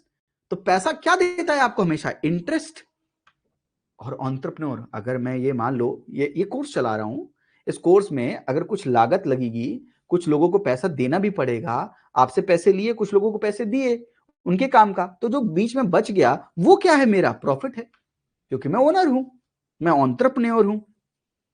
समझ गया मेरी बात? तो लैंड को रेंट मिलता है, लेबर को वेजेस मिलता है, कैपिटल को इंटरेस्ट मिलता है, एंटरप्रेन्योर को प्रॉफिट मिलता है। यानी जब मैं अपने सारे खर्चे आपसे पैसा लेने के बाद, मान लो आपने मुझे 1 लाख रुपए दिया, 1 लाख लेने के बाद मैं सबके सारे टीचर्स के खर्चे दूंगा, सब चीजों के एक्सपेंडिचर देखूंगा, सब चीज देखने के बाद जब सब लोगों का पेमेंट कर दूंगा, सैलरी एटसेट्रा एटसेट्रा, लैंड का रेंट दे दूंगा, तब जाके जो लास्ट में बचेगा वो मेरा प्रॉफिट होगा। तो एंटरप्रेन्योर को मिलता है प्रॉफिट, और प्रॉफिट के कभी कभी लॉस भी मिल जाता है। जब बच्चे ना आए तो आपको क्या मिलेगा? लॉस। जब बच्चे आ जाए तो आपको मिलेगा प्रॉफिट। वो डिपेंड करता है कि कोई आ रहा है आपसे पढ़ने, नहीं आ रहा है, आप अच्छा पढ़ा रहे हो कि नहीं पढ़ा रहे हो, वो काम से मिलता है। देखो मैं तो सच बोलता हूँ, ट्रू बोलता हूँ। अब आप ट्रुथ सुन के आई होप यस। तो लैंड को रेंट, लेबर को वेजेस, कैपिटल को इंटरेस्ट, एंटरप्रेन्योर को प्रॉफिट। और एक फिफ्थ फैक्टर ऑफ प्रोडक्शन बोलता है चाइना। चाइना कहता है डेटा बड़ा इंपॉर्टेंट है। सही में आजकल डेटा इंपॉर्टेंट, डेटा कितनी चोरी करते रहते हैं, रोज फोन आता रहता है किसी ना किसी का। तो डेटा बड़ा इंपॉर्टेंट है। तो डेटा को China fifth factor of production भी काउंट करता है। पर नॉर्मली टेक्स्ट में हम देखते हैं land, labour, capital and entrepreneur, इतना बहुत है। तो हमको बस इतना लिखना है कि there is factor of production and there is factor of payment, इतना समझना है। इतना समझ गए तो थम्स अप दे दो, तो आगे चलें। इतना लिख भी लो भैया। तो मैंने आपको कुछ जो चीज दिख रही है सामने वो लिखनी है, ये नहीं लिखना, ये तो आपको पता है फ्लो ऑफ प्रोडक्शन है, ये तो समझना है, ये लिखना है। अच्छा, लैंड वाले को रेंट दिया तो क्या दिया? पैसा दिया। कैपिटल को वेजेस दी तो क्या दिया? पैसा ही तो दिया। लेबर को कैपिटल में इंटरेस्ट मिला तो पैसा मिला, एंटरप्रेन्योर को प्रॉफिट मिला तो पैसा है। यानी हर चीज क्या है? पैसा। इकोनॉमी क्या है? पैसा। इकोनॉमी क्या है दोस्तों? पैसा। ठीक है, ये रही कुछ नॉलेज की बातें, ज्ञान की बातें। आइए कुछ सवाल करते हैं। सर जीडीपी पढ़ा नहीं, जीडीपी का सवाल करेंगे। सुनो सुनो, एक बात सुनो पहले, मेरी एक बात सुनो। मैंने आपको हमेशा बोला है दो चीजें, कंटेंट प्लस माइंडसेट। सिर्फ टीचिंग, मैं आपको कंटेंट दे रहा हूं, आपने कोई चीज पढ़ा, सवाल आया, आपने जवाब दिया, सही हो गया। आपने कैसे जवाब दिया? आपको कुछ पढ़ाया गया था, उसके बेसिस पे सवाल आया और आपने जवाब दे दिया। हो सकता है, यानी नॉलेज के बेसिस पे जवाब दे सकते हैं, बिल्कुल। लेकिन सोचो, नॉलेज इतनी लिमिटेड। भाई आपके पास समंदर है, यूपीएससी के पास कहीं से भी पूछ सकता है। आप समंदर तो खींच नहीं सकते, तो आप लिमिटेड पढ़ोगे, स्पेसिफिक पढ़ोगे, एग्जामिनर के हिसाब से पढ़ोगे। लेकिन हो तो सकता ही ना एग्जामिनेशन में कुछ भी पूछ ले, वो कल के दिन बीटा जैसा सवाल पूछ लेगा तो क्या करोगे? बीटा जैसा सवाल तुम्हें, टू बी वेरी ऑनेस्ट, जैसे उसने 2023 में बीटा जैसा सवाल पूछा था, ये बीटा जैसा सवाल 2023 के जो प्री में आया था वो मैंने भी नहीं पढ़ाया था। अब कहो तो इंक्लूड कर लूंगा, लेकिन अब इंक्लूड करने का कोई फायदा नहीं है, यही तो बात है। लेकिन बीटा जैसा क्वेश्चन क्या मैं कंटेंट पढ़ा के करवा सकता हूं? मैंने खुद नहीं पढ़ाया यार, मैंने खुद नहीं पढ़ाया। तो 20 सवाल में क्या 20 सवाल? अरे बीटा जैसा सवाल आएगा तो छोड़ना पड़ेगा। लेकिन अगर आप माइंडसेट डेवलप कर लेंगे तो बीटा जैसा सवाल भी हो जाएगा आपको, ये मैं कह रहा हूं। माइंडसेट से, जैसे कि ये सवाल देखिए, आप अभी आपको ना ही जीडीपी पता है, ना ही कुछ भी नहीं पता, एकदम जीरो है आपके पास नॉलेज, बस कंसंट्रेट करो, या इस सवाल पे करो। हाँ ठीक है, the situation where equilibrium level of real GDP falls short of potential GDP is known as. जवाब दो मुझे कमेंट में। ये रिसेशनरी गैप है, इन्फ्लेशनरी गैप है, डिमांड साइड इन्फ्लेशन है, सप्लाई साइड इन्फ्लेशन है, क्या है इसका आंसर? पढ़ाऊंगा, मैं पढ़ाऊंगा, ये पढ़ाऊंगा, टेंशन मतलब। जो पढ़ चुके हैं इसका आंसर दो, चलो तुम्हें तो आता है। Neeraj A, Anjali B, doctor Neeraj, Mukul, Ravi, mainly सब लोग ए दे रहे हैं, बाकी लोग बी भी दे रहे हैं। जो ए दे रहे हैं मुझे पता है आप पढ़ चुके हो, जो बी दे रहे हैं आई अंडरस्टैंड। यस। अब सुनो मेरी बात, एक सवाल ये पूछा, ये सवाल क्या बोल रहा है कि अगर आपका रियल जीडीपी कम है पोटेंशियल जीडीपी से, पोटेंशियल जीडीपी से रियल जीडीपी कम है, when the situation where the equilibrium level of real GDP falls short of the potential GDP is known as, यानी कुछ कम है, पोटेंशियल जीडीपी से रियल जीडीपी कम है, क्या है, डिक्रीज है, कम है भाई। तो पूछ रहा है क्या होगा, रिसेशनरी गैप होगा, इन्फ्लेशनरी गैप होगा, डिमांड साइड इन्फ्लेशन होगा, सप्लाई साइड इन्फ्लेशन होगा। आपने कहा ये तो सर आंसर ए होगा या तो बी होगा, मैंने आपकी बात समझ ली। अब मेरी बात समझो, ये दूसरा सवाल देखो, ये था सीडीएस का सवाल, सीडीएस 2021 का सवाल था, ये सीएपीएफ का सवाल है। The amount by which equilibrium level of real GDP exceeds the full employment level of GDP. Real GDP, real GDP, real GDP is more than potential GDP. अब ये रिसेशनरी गैप है, इन्फ्लेशनरी गैप है, income multiplier है, automatic stabiliser है। अब इसका answer क्या बोलो, मैं कुछ चीज समझा रहा हूं, मैं कोई अभी मैं आपको GDP, real GDP, potential GDP, recessionary gap, inflationary gap सब समझाऊंगा। पहले मैं कह रहा हूं आप अपना दिमाग यूज करो, एक्टिव दिमाग यूज करो। तो यहां पे दो सिचुएशन है, अब मेरी बात समझो। पोटेंशियल जीडीपी एक बार कह रहा है कि रियल जीडीपी जो है, रियल जीडीपी जो है वो पोटेंशियल जीडीपी से क्या है, कम है, लेस है, शॉर्ट फॉल बोलते हैं इसे, शॉर्ट फॉल। और एक बार बोल रहा है दूसरे सवाल में कि real GDP exceeds, real GDP exceeds increase, क्या है, रियल जीडीपी ज्यादा है पोटेंशियल जीडीपी से। अब मेरी बात समझना, कोई दिमाग मत लगाओ, सुनो मेरी बात। एक सवाल में बोल रहा है, सीएपीएफ के इस सवाल में बोल रहा है कि रियल जीडीपी पोटेंशियल जीडीपी से ज्यादा है, ज्यादा का मतलब होता है इंक्रीज, इंक्रीज है। अच्छा, कोई चीज इंक्रीज होना, अगर आपको एक कॉन्सेप्ट पता है, इन्फ्लेशन, इन्फ्लेशन का मतलब होता है महंगाई, महंगाई का मतलब होता है कोई चीज बढ़ना। कल अगर यही ये आलू जो है पहले 100 रुपए का मिलता था, अब ये आलू 600 रुपए का मिल रहा है, 600 रुपीज का मिल रहा है, यही सेम आलू, तो आप क्या बोलोगे, अरे ये आलू बहुत महंगा हो गया, आलू में इन्फ्लेशन आ गया है। इसको इन्फ्लेशन क्यों बोलते हैं, इन्फ्लेशन, क्योंकि प्राइस में क्या है, प्राइस में क्या है, इंक्रीज है, प्राइस में क्या है, इंक्रीज है। जब कोई चीज बढ़ती है, कोई चीज बड़ी होती, पहले इतनी थी अब वो बढ़ के इतनी हो गई है, तो इंक्रीज हो गई, गुब्बारा फूलता है, इन्फ्लेट होता है। अरे सिंपल इंग्लिश बोल रहा हूं भाई, गुब्बारा इन्फ्लेट होता है, गुब्बारा फूलता है, इन्फ्लेट मतलब इनक्रीज होना, हमेशा ये बात समझ गए, इनक्रीज होना, इन्फ्लेट होना। तो इन्फ्लेशन का मतलब क्या है, इन्फ्लेशन का मतलब प्राइस राइज होना चीजों के, करेक्ट है। अच्छा, यहां बोला कि जब रियल जीडीपी पोटेंशियल जीडीपी से बढ़ता है तो क्या कहते हैं उसे, यही सवाल। एक में लिखा है रिसेशनरी गैप, रिसेशन का मतलब होता है मंदा होना, कम होना। एक में लिखा है इन्फ्लेशनरी गैप, एक में लिखा है इनकम मल्टीप्लायर और ऑटोमेटिक स्टेबलाइजर। स्टेबलाइजर मतलब स्टेबल हो जाना, ये तो बोल रहा है एक्सीड होगा। इनकम मल्टीप्लायर मल्टीप्लाई होना एक्सीड हो सकता है, लेकिन एक्सीड होगा कि नहीं होगा ये सोचना है। रिसेशनरी मतलब कम, यानी ए और डी तो आंसर नहीं हो सकता। मुझे मुझे कुछ नहीं पता, मुझे बिल्कुल नहीं पता कि रियल जीडीपी क्या, पोटेंशियल जीडीपी क्या, मुझे तो बस इससे मतलब है एक्सीड। मैं पूरे सवाल में कुछ देख ही नहीं रहा, मैं ये देख रहा हूं एक्सीड लिखा है, एक्सीड मतलब ज्यादा होना। और अगर आप इन दोनों में देखो किसका डायरेक्ट मतलब है ज्यादा होना, इन्फ्लेशन का, तो ये कैसा गैप होगा, ये इन्फ्लेशनरी गैप होगा, ये इन्फ्लेशनरी गैप होगा।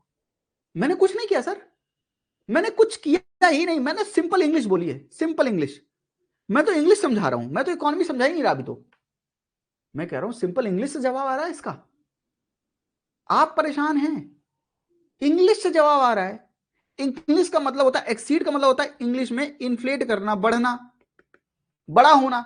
इन्फ्लेशनरी का मतलब होता है बड़ा होना, एक्सीड का मतलब बड़ा होना, इन दोनों का direct relation, answer is B, answer is B.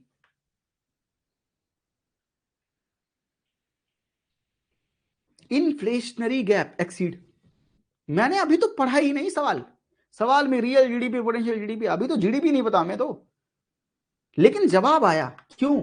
हम कुछ चीजों को ढूंढते हैं एग्जामिनेशन में, हम कुछ जगह पर फोकस करते हैं, हम एग्जामिनर को जानते हैं वो क्या पूछने वाला है, इसलिए हमें समझना पड़ता है। जैसे कि ये सवाल देखो, इसने कहा था रियल जीडीपी फॉल शॉर्ट, मुझे कोई सवाल से मतलब नहीं था, मुझे इससे मतलब था फॉल शॉर्ट।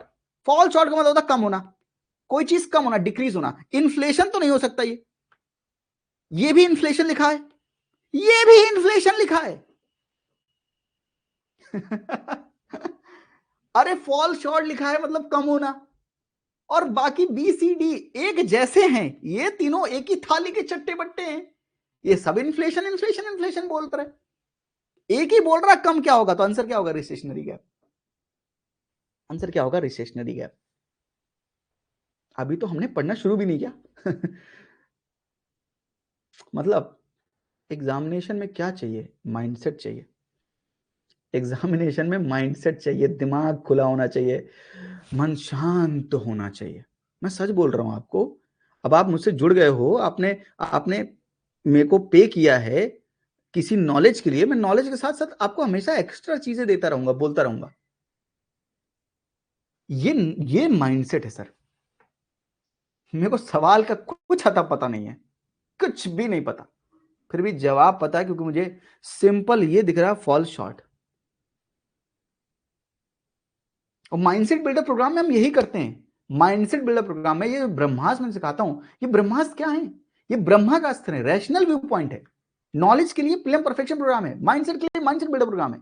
इससे तो, और ये माइंडसेट क्या है? ये मेंटरशिप वालों को सिखाता हूं मैं।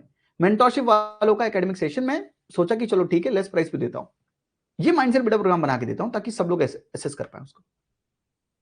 मैं आपसे लेने के लिए नहीं कर रहा, मैं बस समझा रहा हूं कि fall short of potential GDP, अगर आपको एग्जामिनेशन में कभी फंस जाओ तो ये सोचो, ये सोचो, दिमाग लगाओ।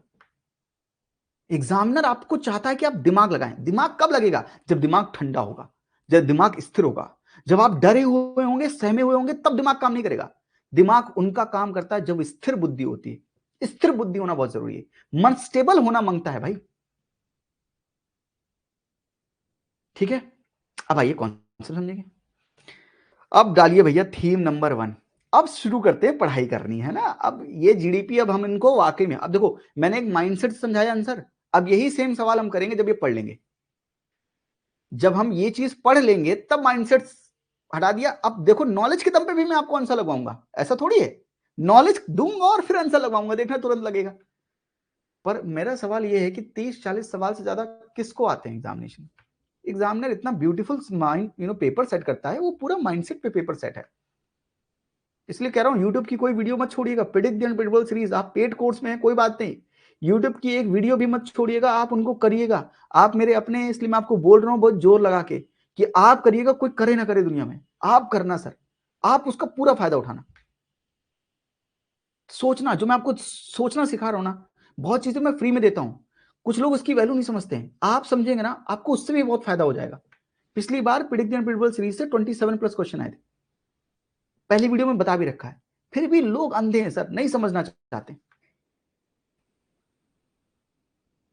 हेडिंग डालिए GDP and related courses, GDP and related concept, and heading डालिए ग्रॉस डोमेस्टिक प्रोडक्ट। और ये फॉर्मूला लिखिए, ये डेफिनेशन लिखिए, the total value of, the total value of, चलो चलो चलो, नींद आ गई क्या? Hello hello hello. Total value of all final goods and services. मैं सबका मतलब सिखाऊंगा, एक एक लाइन में एक एक वर्ड का। और मैं ये क्यों समझा रहा हूं, मैं ये भी समझाऊंगा। मैं कह तो रहा हूं, मुझे बस पढ़ा लेने दो तुम्हें, तुम बस उससे 30 लेक्चर कर लो बस। उसके बाद आप कहना कि आपने क्या सीखा, आपने क्या पाया, आपने मुझे क्या दिया था और आपको क्या मिला, आप मुझे बताना। क्योंकि मैं अपना 100 नहीं सर, मैं 1000 नहीं, 2000 नहीं, 10,000 नहीं, जितना 1000 मेरे अंदर होगा ना, मैं पूरा निकाल के दूंगा आपको। अब आपको है कि आप कितना ले सकते हो। The total value of all final goods and services produced in a domestic territory of an economy in a given accounting year is called gross domestic product. Sir कुछ समझ नहीं आया, मैं समझाएगा भाई। लोग जीडीपी नहीं समझा पाते, मैं आपको जीडीपी समझाता हूं पहले। ग्रॉस मतलब एग्रीगेट, अरे सर एग्रीगेट तो सुना है, एग्रीगेट मतलब सब कुछ मिला के, हाँ वही मिला के। ग्रॉस मतलब एग्रीगेट, सब कुछ मिला के। डोमेस्टिक का मतलब होता है घर में। प्रोडक्ट का मतलब होता है गुड्स एंड सर्विसेज का प्रोडक्शन करना, गुड्स एंड सर्विसेज का प्रोडक्शन करना। Anjali Jaiswal don't worry, last attempt भी है आपका, मैं आपके साथ पूरी जान लगाने के लिए तैयार हूं। आप अपने आप को तैयार कर लो बस, कि आप अगर हम आपको कुछ करवा रहे हैं तो करो आप, मैं भी देखता हूं आपका कैसा नहीं होता। आप अपनी तरफ से अपनी इच्छा रखो बस, है ना, डोंट वरी। ग्रॉस मतलब एग्रीगेट, डोमेस्टिक मतलब घर में, और प्रोडक्ट मतलब प्रोडक्शन। हमेशा याद रखना, जब भी प्रोडक्ट लिखा है किसी चीज को प्रोड्यूस कर रहे हो ना, प्रोड्यूस किसको करोगे, दो ही चीजें हैं प्रोड्यूस करने के लिए, या तो गुड्स या तो सर्विसेज। या तो आलू, पोटैटो, अनियन, इसका प्रोडक्शन कर लो, या तो टीचिंग दे दो, सर्विस दे दो। या तो गुड्स का प्रोडक्शन कर लो, या तो सर्विस दे दो। यही है। पूरे देश में क्या हो रहा होगा, यही हो रहा होगा पक्का। तो ग्रॉस डोमेस्टिक प्रोडक्ट, मुझे पूरे देश की नहीं पड़ी अभी, मुझे अपने घर की पड़ी है। मैं मैक्रो लेवल पे सोचने से पहले सोचूंगा माइक्रो लेवल पे सोचूं। तो आओ मैं माइक्रो लेवल पे सोच के देखे हम, ठीक है। अगर ये देख रहे हो मैं कह रहा हूं पूरी दुनिया में कोई नहीं समय पे, सब लोग पूरी दुनिया में मैं ही अकेला हूं। अरे वाह सर, अकेले कर क्या रहे हो? कुछ नहीं, मैं अकेला हूं, मैं मान लो इंडिया में पूरा अकेला हूं, कहीं तो मान लो मुझे। और ये मेरा घर है, ये मेरा घर है, और इस घर की ये टेरिटरी है। टेरिटरी देखो मैंने बना दिया, अरे और मोटा करके बना देते भाई आपके लिए, ये लो। तो ये घर दिख रहा है मेरा, ये प्यारा सा घर है, और घर के सामने ये मेरा फार्म भी है। ये मेरे घर की टेरिटरी है, जो ये मैंने बनाई है, ये मेरे घर की टेरिटरी है। तो ये मेरा घर है, घर मतलब डोमेस्टिक टेरिटरी। ये क्या बना रहा हूं मैं, डोमेस्टिक टेरिटरी बना रहा हूं। बिल्कुल बात सही है। मेरे एक एक कॉन्सेप्ट को दिमाग में रखना, ताकि मैं सब कनेक्ट करवाऊंगा। मैं बहुत स्लो चलता हूं शुरुआत में, और जब मैं रफ्तार पकड़ता हूं ना, तो फिर वंदे भारत फेल होती है, क्योंकि रफ्तार पकड़ने के बाद आपके कॉन्सेप्ट ऑटोमेटिकली समझ में आते हैं। इसलिए मैं कह रहा हूं आराम से, है ना। डोमेस्टिक टेरिटरी बनाई मैंने। अच्छा, मेरे घर में कौन कौन रहता है, मैंने अभी बताया आपको, mom dad and me, mom dad and me. अच्छा, मॉम डैड मेरे करते क्या है, मॉम डैड इस फील्ड पर काम करते हैं। इस फील्ड पर वो लोग पोटैटो का प्रोडक्शन करते हैं। इस फील्ड पर वो पोटैटो का प्रोडक्शन करते हैं। अच्छा, मैं क्या करता हूं, मैं वही कर रहा हूं जो अभी करता हूं। मैं घर में लैपटॉप खोल के आप सभी बच्चों को पढ़ाता हूं, मतलब मैं क्या देता हूं, सर्विस देता हूं। तो मेरे पेरेंट्स क्या कर रहे हैं, गुड्स का प्रोडक्शन कर रहे हैं, और मैं क्या कर रहा हूं, मैं सर्विस का प्रोडक्शन कर रहा हूं। ठीक है, बिल्कुल। अच्छा, मेरे पापा मम्मी ने लेट से 20 kg या 200 kg, मान लो बहुत कम बोल दिया, 200 kg पोटैटो का प्रोडक्शन किया। तो किसका प्रोडक्शन किया, गुड्स का, आलू का, इसका प्रोडक्शन किया। इसकी कोई वैल्यू है क्या, जब तक कोई इसे खरीद ना ले, ये तो घर में पड़ा रहेगा, घर में पड़े पड़े सड़ भी जाएगा। मतलब इसको मुझे मार्केट में बेचना पड़ेगा ना। मान लो मार्केट में बेचे, तो मतलब अगर 1 kg, मान लेते हैं 1 kg आलू की कीमत, लेट से 1 kg आलू की कीमत 10,000 रुपीज है। अरे सर, आपने तो आलू ही महंगा कर दिया। निर्मला ताई कुछ महंगा करते सब चलता है, हम महंगे करते हैं आपको नहीं चलता। 1 kg आलू की कीमत है 10,000 रुपीज। तो 200 kg की कीमत कितनी हुई बोलो, अरे बोलो भाई, 200 kg की कीमत, एक जीरो लगाओ, 1 लाख, 10 लाख, 20 लाख, कुछ तो बोलो। मैं ही लिख दूं क्या, सही लिखा है कि नहीं, यही बता दो। 20 लाख, पक्का, ठीक है, हाँ। तो 1 kg की कीमत अगर 10,000 रुपीज है, तो 200 kg की कीमत कितनी है, 20 लाख है। अरे सही बोल रहा हूँ, मेरी सी सेट बहुत कमजोर है, आपकी अच्छी होगी, सी सेट वाले सर समझाएंगे आपको बाकी। 20 लाख रुपीज। तो मेरे मॉम एंड डैड ने एक साल में 200 kg आलू प्रोड्यूस किया था, लेकिन आलू की वैल्यू कितनी मिली, पैसा कितना मिला, पैसा मिला 20 लाख रुपए। और मैं टीचिंग दे रहा था। अच्छा, मैं यूट्यूब पर फ्री में देता, मुझे कुछ मिलता नहीं। मैं अगर आप लोग को पढ़ा रहा हूं तो आपने मुझे पैसा दिया, लेट से आप सबने मुझे मिला के 10 लाख रुपए दिए साल भर में। तो मैं अगर मुझसे कहेगा कि अरे बताओ भैया, आपने अपने घर के अंदर कितना गुड्स एंड सर्विसेज का प्रोडक्शन किया है, कितना गुड्स एंड सर्विसेज का प्रोडक्शन किया है, तो मैं क्या बोलूंगा, हमने अपने घर में 20 लाख रुपीज का गुड्स और 10 लाख रुपीज की सर्विस प्रोड्यूस की है। मैंने अपनी डोमेस्टिक टेरिटरी के भीतर 30 लाख रुपीज की वैल्यू क्रिएट की है। तो what is my domestic production, अरे पूछ लेगा ना कोई, what is my domestic production, तो मैं कहूंगा 30 लाख रुपीज। ठीक है, ठीक है। जैसे ये मेरा घर है, ऐसे आप सबका घर है, ऐसे 140 करोड़ लोगों के पास घर है। यानी अगर मैं इसको माइक्रो लेवल पे नहीं, अब पूरे देश के लेवल पे सोचूं, मैक्रो लेवल पे सोचूं, पूरे देश के लेवल पे सोचूं, तो मैं सबके घर में क्या क्या प्रोड्यूस हो रहा है सब मिला दूं। सब मिला दूं मतलब अभी तक आपके घर में प्रोड्यूस हो रहा था तो आप क्या बोल रहे थे सर? मैं डोमेस्टिक टेरिटरी बोल रहा था। अच्छा, अब सबके घर में मिला रहे हो तो क्या बोलोगे? एग्रीगेट मतलब ग्रॉस डोमेस्टिक प्रोडक्ट।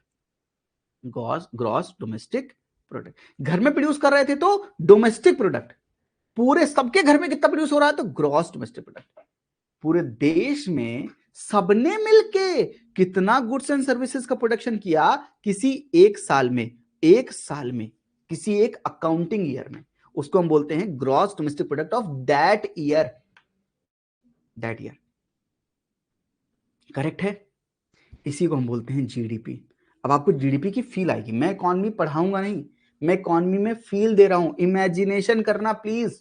तो अगर ये पूरा वर्ल्ड है, पूरे वर्ल्ड का पूरा वर्ल्ड मेरा घर है नहीं, वैसे तो है, वसुदेव कुटुंबकम, whole world is my family, पर कोई मानता नहीं है तो इंडिया ही मेरा घर है अभी तो अगर इंडिया मेरा घर है तो इंडिया की कुछ एक टेरिटरी है, बोलो हाँ है। अगर इंडिया की एक टेरिटरी है, उस टेरिटरी के भीतर कौन होंगे? अगर फार्मर है, कोई और है, कुछ लोग गुड्स प्रोड्यूस कर रहे होंगे, और कुछ लोग जैसे नाई है बाल काटता है, मैं पढ़ा रहा हूं तो कुछ लोग सर्विस दे रहे होंगे, यही होंगे। अच्छा, इस डोमेस्टिक टेरिटरी के भीतर सब लोग होंगे, इंडियंस भी हो सकते हैं, फॉरेनर्स भी हो सकते हैं, कोई भी हो सकता है, कोई भी हो सकता है। लेकिन हमारी कंडीशन क्या है कि हमारे घर के अंदर होना चाहिए, इस टेरिटरी के भीतर होना चाहिए। तो टेरिटरी के भीतर है, इस देश की टेरिटरी के भीतर है, और जितना गुड्स एंड सर्विसेज का प्रोडक्शन कर रहे हैं उसको हम क्या बोल रहे हैं? मेरे देश का जीडीपी है, मेरे देश का जीडीपी है।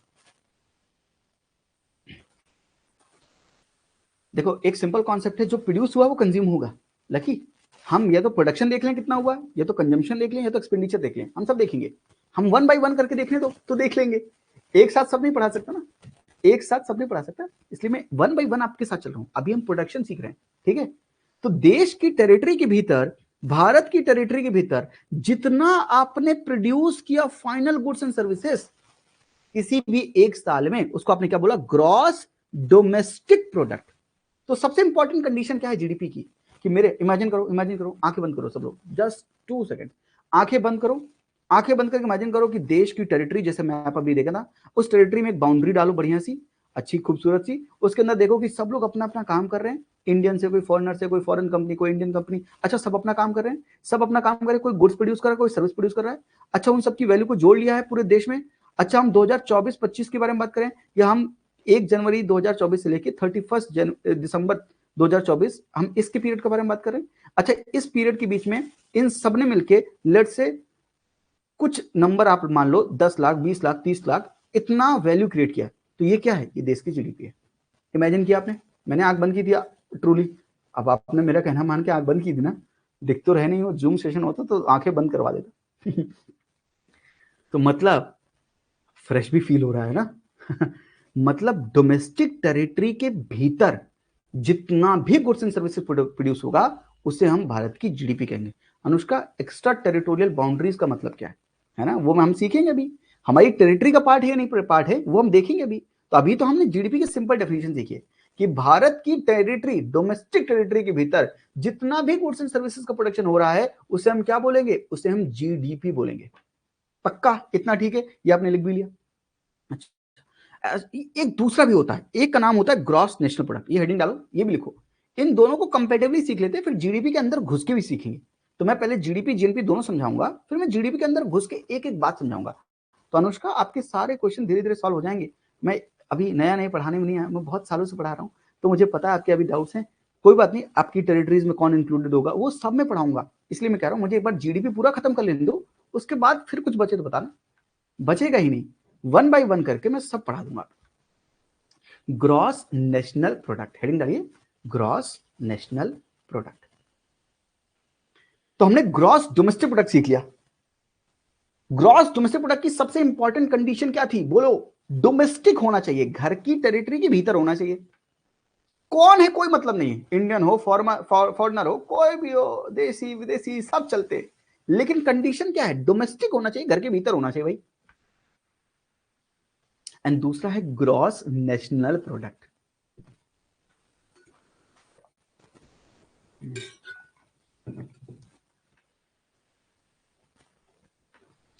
दूसरा है gross national product, the total value of goods and services produced by the resident of a nation. Citizen नहीं, सिटीजन और रेजिडेंट में अंतर होता है, मैं समझाऊंगा, वो भी मैं समझा दूंगा, कोई दिक्कत वाली बात नहीं, लेकिन आप ध्यान समझना, the total value of goods and services produced by the resident of a nation in a given accounting year is called GNP. जब हमारे देश के रेजिडेंट, मतलब कहां पर है, पूरे वर्ल्ड में कहीं पर भी हो, मतलब यहां पे कहीं लिखा कि टेरिटरी के भीतर हो, नहीं ना, क्या बोला कि आप देश के रेजिडेंट होने चाहिए। अगर कोई इंडिया का रेजिडेंट है, कहीं पर भी हो पूरी दुनिया में, इंडिया में हो, कहीं और पर भी हो, कहीं पर भी हो, वो जितना गुड्स एंड सर्विसेज का प्रोडक्शन करेगा, उसकी जितनी वैल्यू आएगी वो जीएनपी कही जाएगी, उसे हम ग्रॉस नेशनल प्रोडक्ट कहेंगे, सकल राष्ट्रीय उत्पाद। अगर वो सकल घरेलू उत्पाद था जीडीपी, ग्रॉस डोमेस्टिक प्रोडक्ट, तो ये ग्रॉस नेशनल प्रोडक्ट है। The total value of goods and services produced by the resident of a nation in a given accounting year. ये लिखा आपने, ये लिखा तो बोलो।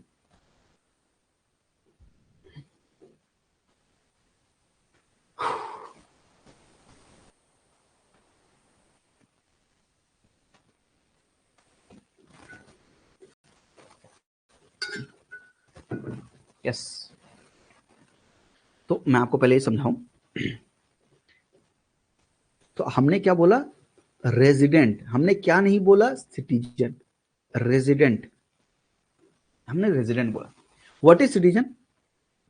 जब हम अपने देश का कॉन्स्टिट्यूशन पढ़ते हैं, पार्ट 2 है सिटीजनशिप।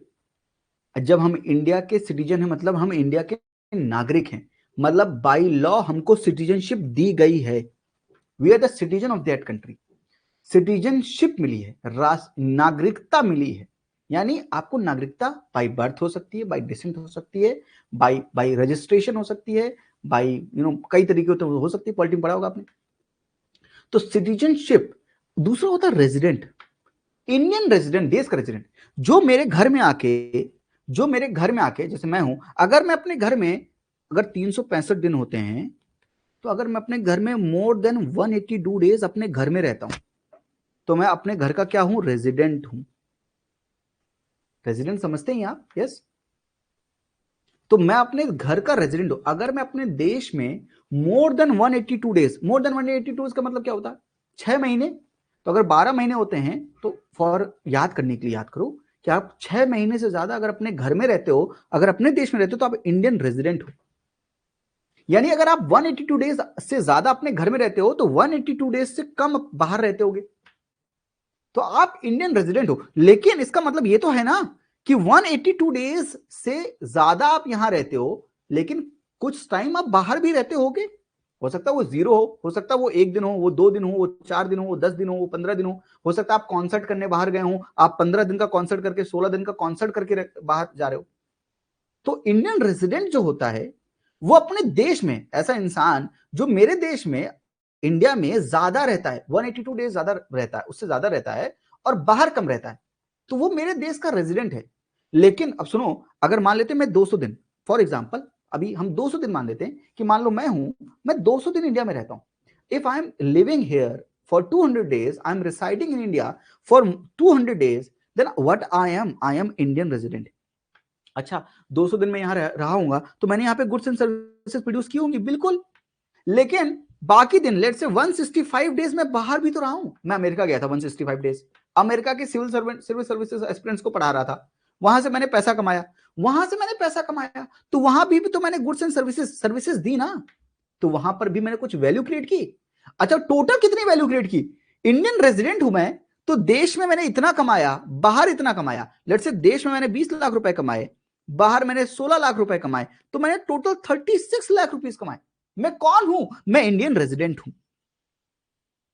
लेकिन सर जीडीपी में कितना काउंट होगा? जीडीपी में सिर्फ 20 लाख काउंट होगा, क्योंकि टेरिटरी के बाहर चले गए ना,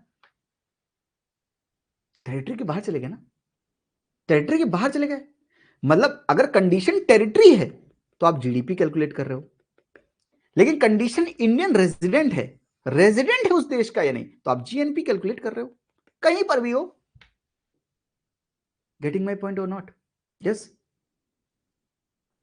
चाहत, इट्स नॉट नेसेसरी। रेजिडेंट का मतलब है मेरे देश में ज्यादा रहना चाहिए, इट नॉट नेसेसरी। तो कल के दिन कोई फॉरेनर इंडिया में 200 डेज रह रहा है तो वो इंडिया का रेजिडेंट है, इंडिया की सिटीजनशिप नहीं है चाहत। आई होप ये समझ रहे हो आप। यस, या तो आप फिर सिटीजनशिप के बारे में बात कर लो। तो कुछ लोग गलत कॉन्सेप्ट सिखाते हैं, इसलिए आप ये बात बोल रहे हो। बहुत से टीचर सिटीजनशिप रेजिडेंट एक साथ पढ़ाते हैं क्योंकि वो सिंपल हो जाता है समझाने के लिए, लेकिन वो गलत कॉन्सेप्ट है, वो गलत कॉन्सेप्ट है। रेजिडेंट होना चाहिए, सिटीजन नहीं, रेजिडेंट। इसलिए मैं आपको बार बार बोल रहा हूं, मैं यहां पे जो पढ़ाऊंगा वही सही पढ़ाऊंगा आपको, इसलिए सुनिए, ध्यान लगाइए। आपको लग रहा होगा आपको बहुत आता है, आपने सब पढ़ रखा है, कॉन्फिडेंस अच्छी बात है, और कॉन्फिडेंस गड़बड़ है बॉस। ठीक है, तो GDP GDP GDP GDP GDP जो या इस देश की टेरिटरी के भीतर जो प्रोड्यूस किया वो जीडीपी, कोई भी कर रहा हो, इंडियन रेजिडेंट हो, इंडियन नॉन रेजिडेंट हो, कोई भी हो, मतलब कहीं तो चलो, कहीं तो जगह मिले।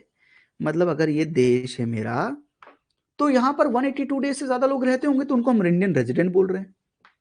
अगर वो 182 डेज से कम रहते तो वो इंडियन नॉन रेजिडेंट होंगे, बिल्कुल।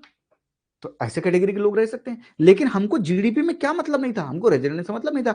इस टेरिटरी के भीतर कोई भी हो, Indian, foreigner, resident, non resident, कुछ भी हो, वो इस देश के बाउंड्री के भीतर है तो क्या निकालेंगे हम, उसका जीडीपी निकालेंगे। लेकिन जब जीएनपी के बारे में बात हो रही है, जीएनपी के बारे में बात हो रही है, मतलब क्या बात हो रही है कि आप रेजिडेंट होने चाहिए उस देश के, इंडियन रेजिडेंट होने चाहिए। रेजिडेंट का मतलब क्या है कि मैं मोर देन 182 डेज अपने घर में रहता हूं और बाकी टाइम मैं बाहर रहता हूं। हो सकता है मैं पूरे साल भर घर में रहता हूं, तो अगर मैं पूरे साल घर में रहता हूं तो क्या मैं रेजिडेंट हूं? हाँ हूं। क्या मैं रेजिडेंट हूं? हाँ हूं। लेकिन मैं मोर देन 182 डेज अपने घर में रहता हूं, बाकी टाइम मैं बाहर रहता हूं, तो क्या मैं इंडियन रेजिडेंट हूं? मैं इंडियन रेजिडेंट कब नहीं होगा? जब मैं इंडिया में लेट से 100 डेज रहता हूं और बाहर में बाकी 265 डेज रह रहा हूं, तो मैं इंडियन नॉन रेजिडेंट हूं, इंडिया का रेजिडेंट नहीं हूं, नॉन रेजिडेंट हूं। यस यस प्रशांत, करेक्ट। अगर कोई बाहर वाला फॉरेनर भी है, वो इंडिया में आके रहता है, इंडियन रेजिडेंट बन जाएगा, अगर वो 182 डेज से ज्यादा रहेगा, तो उसको क्या करेंगे, उसको हम किस में कैलकुलेट करेंगे? उसको हम जीएनपी में कैलकुलेट करेंगे और साथ में जीडीपी में भी कैलकुलेट करेंगे, क्योंकि देश की बाउंड्री के भीतर भी है। मैं सवाल पूछूंगा आपसे भी। तो 182 डेज से ज्यादा इंडियन रेजिडेंट, 182 डेज का criteria. I hope you got the point. मतलब पूरे टेरिटरी, अगर जीएनपी के बारे में बात कर रहे हैं तो कहीं पर भी हो, यहां हो, यहां हो, यहां हो, यहां हो, यहां यहां यहां, कहीं पर भी हो, पर ज्यादातर अपने घर में रहते हो, ज्यादातर अपने घर में रहते हो, मतलब आप रेजिडेंट हो। रेजिडेंट का काउंट करेंगे तो जीएनपी निकालेंगे और टेरिटरी से निकालेंगे तो जीडीपी निकालेंगे। आई होप ये कॉन्सेप्ट क्लियर है, क्लियर है पक्का? यस, मुझे थम्स अप दो। ये कॉन्सेप्ट क्लियर करना बहुत जरूरी है, ये कॉन्सेप्ट क्लियर करना बहुत जरूरी है। और मैंने आज पढ़ाया कॉन्सेप्ट, कंसोलिडेट करना बहुत जरूरी है। कॉन्सेप्ट समझ लेना और फिर अपने दिमाग में सोच लेना, अगली क्लास में पूछोगे भी सवाल तो मैं बताऊंगा आपको। ठीक है, यस। अब आप ये लिखिए, नेक्स्ट हेडिंग इज जीडीपी पढ़ा था हमने, जीडीपी पोटेंशियल पढ़ेंगे। हेडिंग डालिए जीडीपी पोटेंशियल। जैसे जैसे मैं आपको पढ़ाऊं वैसे वैसे पढ़िए, चलिए। तो अगर कोई इंडियन है लेकिन 182 डेज से कम रहता है इंडिया में, बाहर ज्यादा रहता है, तो वो इंडिया का नॉन रेजिडेंट है, रेजिडेंट नहीं है। तो इंडिया का अगर नॉन रेजिडेंट है तो जीएनपी में काउंट नहीं होगा। Subodh, yes. GDP potential, highest और maximum output that the country can produce using the available labour and capital at a constant inflation rate is called potential GDP. इसका मतलब क्या हुआ? अच्छा, मैं अपनी अभी घर के बारे में बात कर रहा था, इसको लिखवा दूंगा मैं। ये बात समझो, ये घर के बारे में बात कर रहा था मैंने। इस घर में मैंने क्या प्रोड्यूस किया था? मैंने 30 लाख रुपीज प्रोड्यूस किया था। मैंने अपने मॉम डैड से कहा कि और मेहनत कर सकते हैं क्या? मॉम डैड ने कहा और मेहनत कर सकते हैं। और मॉम डैड ने मुझसे कहा कि और मेहनत कर सकते हो क्या? मैंने कहा और मेहनत कर सकता हूं। तो मॉम डैड ने कहा कि हमारी कैपेसिटी क्या 30 लाख की है? मैंने कहा नहीं, हम 30 लाख वाले तो नहीं है, हम तो और प्रोड्यूस कर सकते हैं, हमारा पोटेंशियल बहुत ज्यादा है। तो हमने कहा कि कितना प्रोड्यूस कर सकते हैं? तो हम सबने मिलकर तय किया कि हम ना 50 लाख प्रोड्यूस कर सकते हैं। तो जीडीपी हमारी एक्चुअल कितनी थी? 30 लाख। लेकिन मेरा पोटेंशियल कितना था 50 लाख। यानी जो मेरे पास रिसोर्सेस हैं उसमें मैं कितना ज्यादा प्रोड्यूस कर सकता हूं, मेरी कैपेसिटी क्या है। आप अभी अगर मान लो एक्चुअल कितना पढ़ते हो, लेट्स से 6 आवर्स पढ़ रहे हो, आपकी कैपेसिटी कितनी है पढ़ने की, लेट्स आपकी कैपेसिटी 10 आवर्स पढ़ने की, तो रियल में कितना पढ़ रहे हो 6 आवर्स, पढ़ कितना सकते हो, पढ़ कितना सकते हो 10 आवर्स, तो ये क्या है पोटेंशियल है, यही लिखा है। तो सीधे यही लिखा है पोटेंशियल जीडीपी क्या है, हाईएस्ट और maximum output that a country can produce using the available labour and capital. जितना पैसा है, जितने लेबर हैं, उन सबको यूज करके आप कितना ज्यादा जीडीपी निकाल सकते हो, कितना ज्यादा गुड्स एंड सर्विसेज को प्रोड्यूस कर सकते हो।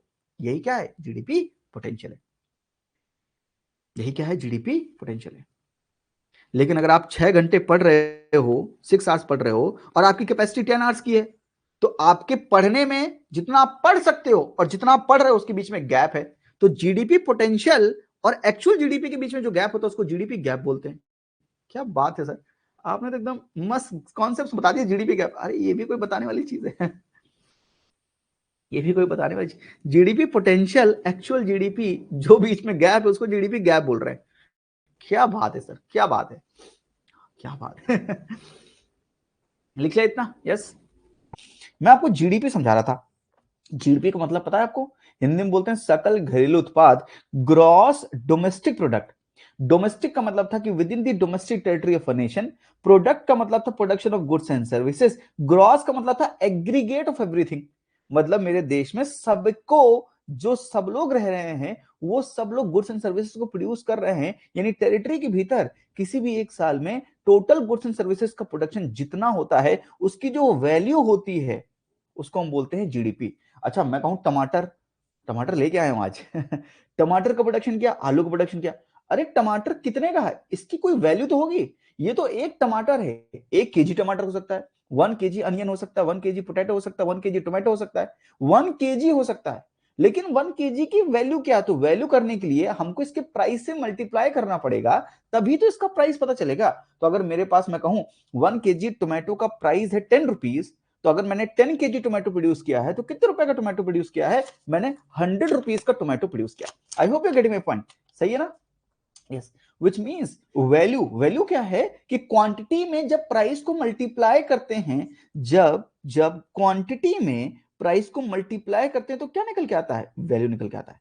तो हमने क्या किया, देश में सब लोग कुछ ना कुछ प्रोड्यूस कर रहे हैं, ना ही बाल काट रहा है तो बाल की कीमत थोड़ी है, ना ही जो बाल काट के सर्विस दे रहा है उस सर्विस आपसे कितना पैसा ले रहा है, कितनी वैल्यू, क्या 50 रुपए ले रहा है, क्या 100 रुपए आपसे ले रहा है, दैट मीन्स वो वैल्यू। यानी क्वांटिटी में जब प्राइस को मल्टीप्लाई करेंगे तो वैल्यू समझ में आती है कि वैल्यू कितनी है। और जब हम पूरे देश में कितना भी प्रोडक्शन हुआ होगा उन सब प्रोडक्शन का वैल्यू निकालेंगे तो क्या निकालेंगे, जीडीपी निकालेंगे। और मैंने आपको बोला था पोटेंशियल जीडीपी क्या है, जैसे आपके अंदर एक पोटेंशियल है कि आप अभी इतना काम कर रहे हो, आपको पोटेंशियल है कि आप इतना काम कर सकते हो। अगर आप अभी 8 घंटे पढ़ते हो आपका पोटेंशियल है 10 घंटे पढ़ने का, दैट इज योर पोटेंशियल। तो ऐसे ही अभी जितना भी हमारे पास कैपिटल है, लेबर है, हम जितना प्रोड्यूस कर रहे हैं, हो सकता है हम एक्स अमाउंट प्रोड्यूस कर रहे हैं, लेकिन हमारा पोटेंशियल बहुत ज्यादा है, एक्स प्लस समथिंग है, that is our GDP potential. तो हाईएस्ट और maximum output that the country can produce using the available labour and capital at a constant inflation rate is called GDP potential. और फिर मैंने आपको बोला था कि जितना एक्चुअल जीडीपी आपने प्रोड्यूस किया है और जो आप कर सकते हैं उनके बीच का जो गैप होता है उसको हम जीडीपी गैप बोलते हैं। इतना हमें पूरा समझ में आया था, यस।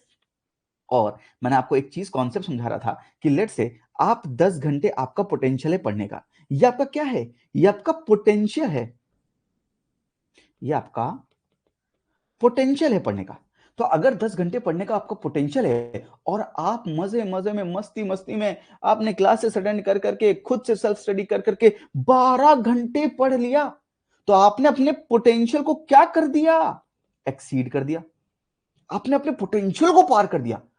क्या ये खराब बात है या अच्छी बात है, ये तो बड़ी अच्छी बात है। क्योंकि अगर आप अपने पोटेंशियल को एक्सीड करें मतलब आपको पता था कि अब मेरा पोटेंशियल इतना है, पर पढ़ते पढ़ते भूल गए कि मेरा पोटेंशियल इतना नहीं इतना है, आप अपने पोटेंशियल को ही क्रॉस कर गए, तो आपने कुछ चीज ज्यादा कर दी। अच्छा ये अब आपका एक्चुअल हो गया क्योंकि आपने 12 घंटे पढ़ लिया, ये एक्चुअल हो गया और ये पोटेंशियल हो गया। इनके बीच का गैप जो होता है उसको हम बोलते थे जीडीपी गैप।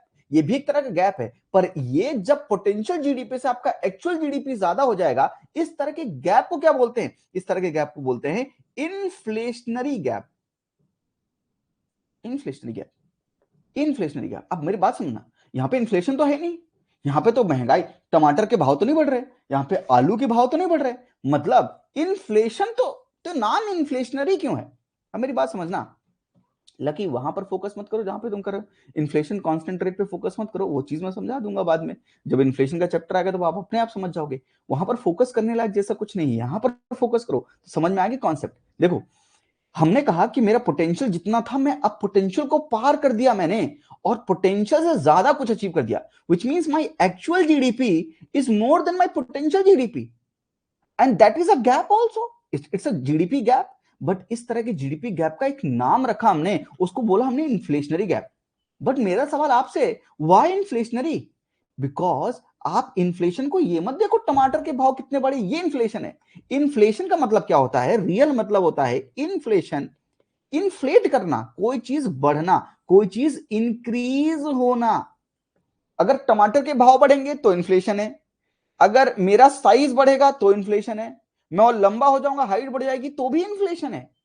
करेक्ट है? इन्फ्लेशन का मतलब है कोई चीज इन मतलब इंक्रीज होना। तो अगर एक्चुअल जीडीपी पोटेंशियल जीडीपी को एक्सीड कर रही है, मतलब ज्यादा है, इसीलिए इस गैप को हमने क्या बोला, इन्फ्लेशनरी गैप।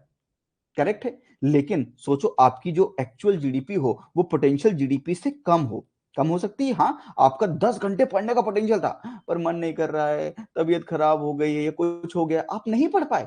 इसका मतलब क्या है कि आपकी एक्चुअल जीडीपी कितनी होगी, less than your potential GDP. That means potential GDP और actual GDP shortfall, actual GDP shortfall of the potential GDP. तो ये गैप क्रिएट हुआ, ये भी तो एक गैप है बिल्कुल, लेकिन इस गैप का नाम क्या है, इस गैप का नाम है रिसेशनरी गैप, रिसेशनरी गैप। तो रिसेशनरी गैप का मतलब, रिसेशन का मतलब होता है, रिसेशन का मतलब होता है मंदी, रिसेशन का मतलब होता है मंदी, कोई चीज कम हो जाना, कोई चीज डिक्रीज हो जाना। रिसेशन, रिसेशन में चली गई इकोनॉमी, रिसेशन मतलब कम हो जाना, ग्रोथ रेट निगेटिव में चला जाना। मैं समझाऊंगा technical recession, everything everything I explain. पर रिसेशन का मतलब क्या है, कभी भी देखो, हमेशा एग्जाम में याद रखना, मतलब बहुत जरूरी है, माइंडसेट बहुत जरूरी। मैंने आपको बोला था एग्जामिनर को समझना पड़ेगा कि वो वर्ड्स कहां पे प्ले करता है, वो नाम से मतलब निकालना सीखोगे तो बहुत चीज सीखोगे। तो रिसेशनरी का मतलब होता है मंदा, कम होना। तो जब ये कम होगा तो इस तरह के गैप को क्या बोलोगे आप, रिसेशनरी गैप बोलोगे। करेक्ट? यस। तो मतलब यहां पे आप लिख लीजिए, ये आप बना लो, जो यहां पर ये चीज बना लो आप, ये लिख लो आप। ये तो मैंने एग्जाम्पल के लिए समझा दिया आपको, अब आप ये चीज बना लो ताकि आपको हमेशा याद रहे। लिख लो जल्दी से, फिर मैं आगे समझाता हूं। ये हटा देता हूं मैं। आई होप ये कॉन्सेप्ट आप सीख गए। तो जीडीपी गैप, दो टाइप के जीडीपी गैप हो गए वैष्णवी, एक हो गया इन्फ्लेशनरी गैप, एक हो गया रिसेशनरी गैप। तो जीडीपी गैप, दोनों ही जीडीपी गैप हैं, पर जब पोटेंशियल जीडीपी से रियल जीडीपी ज्यादा है दैट इज इन्फ्लेशनरी गैप, और जब पोटेंशियल जीडीपी से रियल जीडीपी कम है दैट इज रिसेशनरी गैप। तो दोनों है तो जीडीपी गैप, पर जीडीपी गैप दो टाइप के हैं, inflationary gap and recessionary gap. जैसे मेरे साथ और भी लड़के हैं या मेरे साथ और भी टीचर हैं, तो हैं तो सब टीचर लेकिन अलग अलग टीचर हैं। करेक्ट? नहीं नहीं, डिफ्लेशन नहीं कहेंगे चाहत, कहने को तो कह सकते हैं, मतलब सेम है दोनों का, पर वो डिफ्लेशन स्ट्रिक्टली हम वहां पर यूज करेंगे इन्फ्लेशन वाले में। वैसे आप करेक्ट हैं, गलत नहीं है।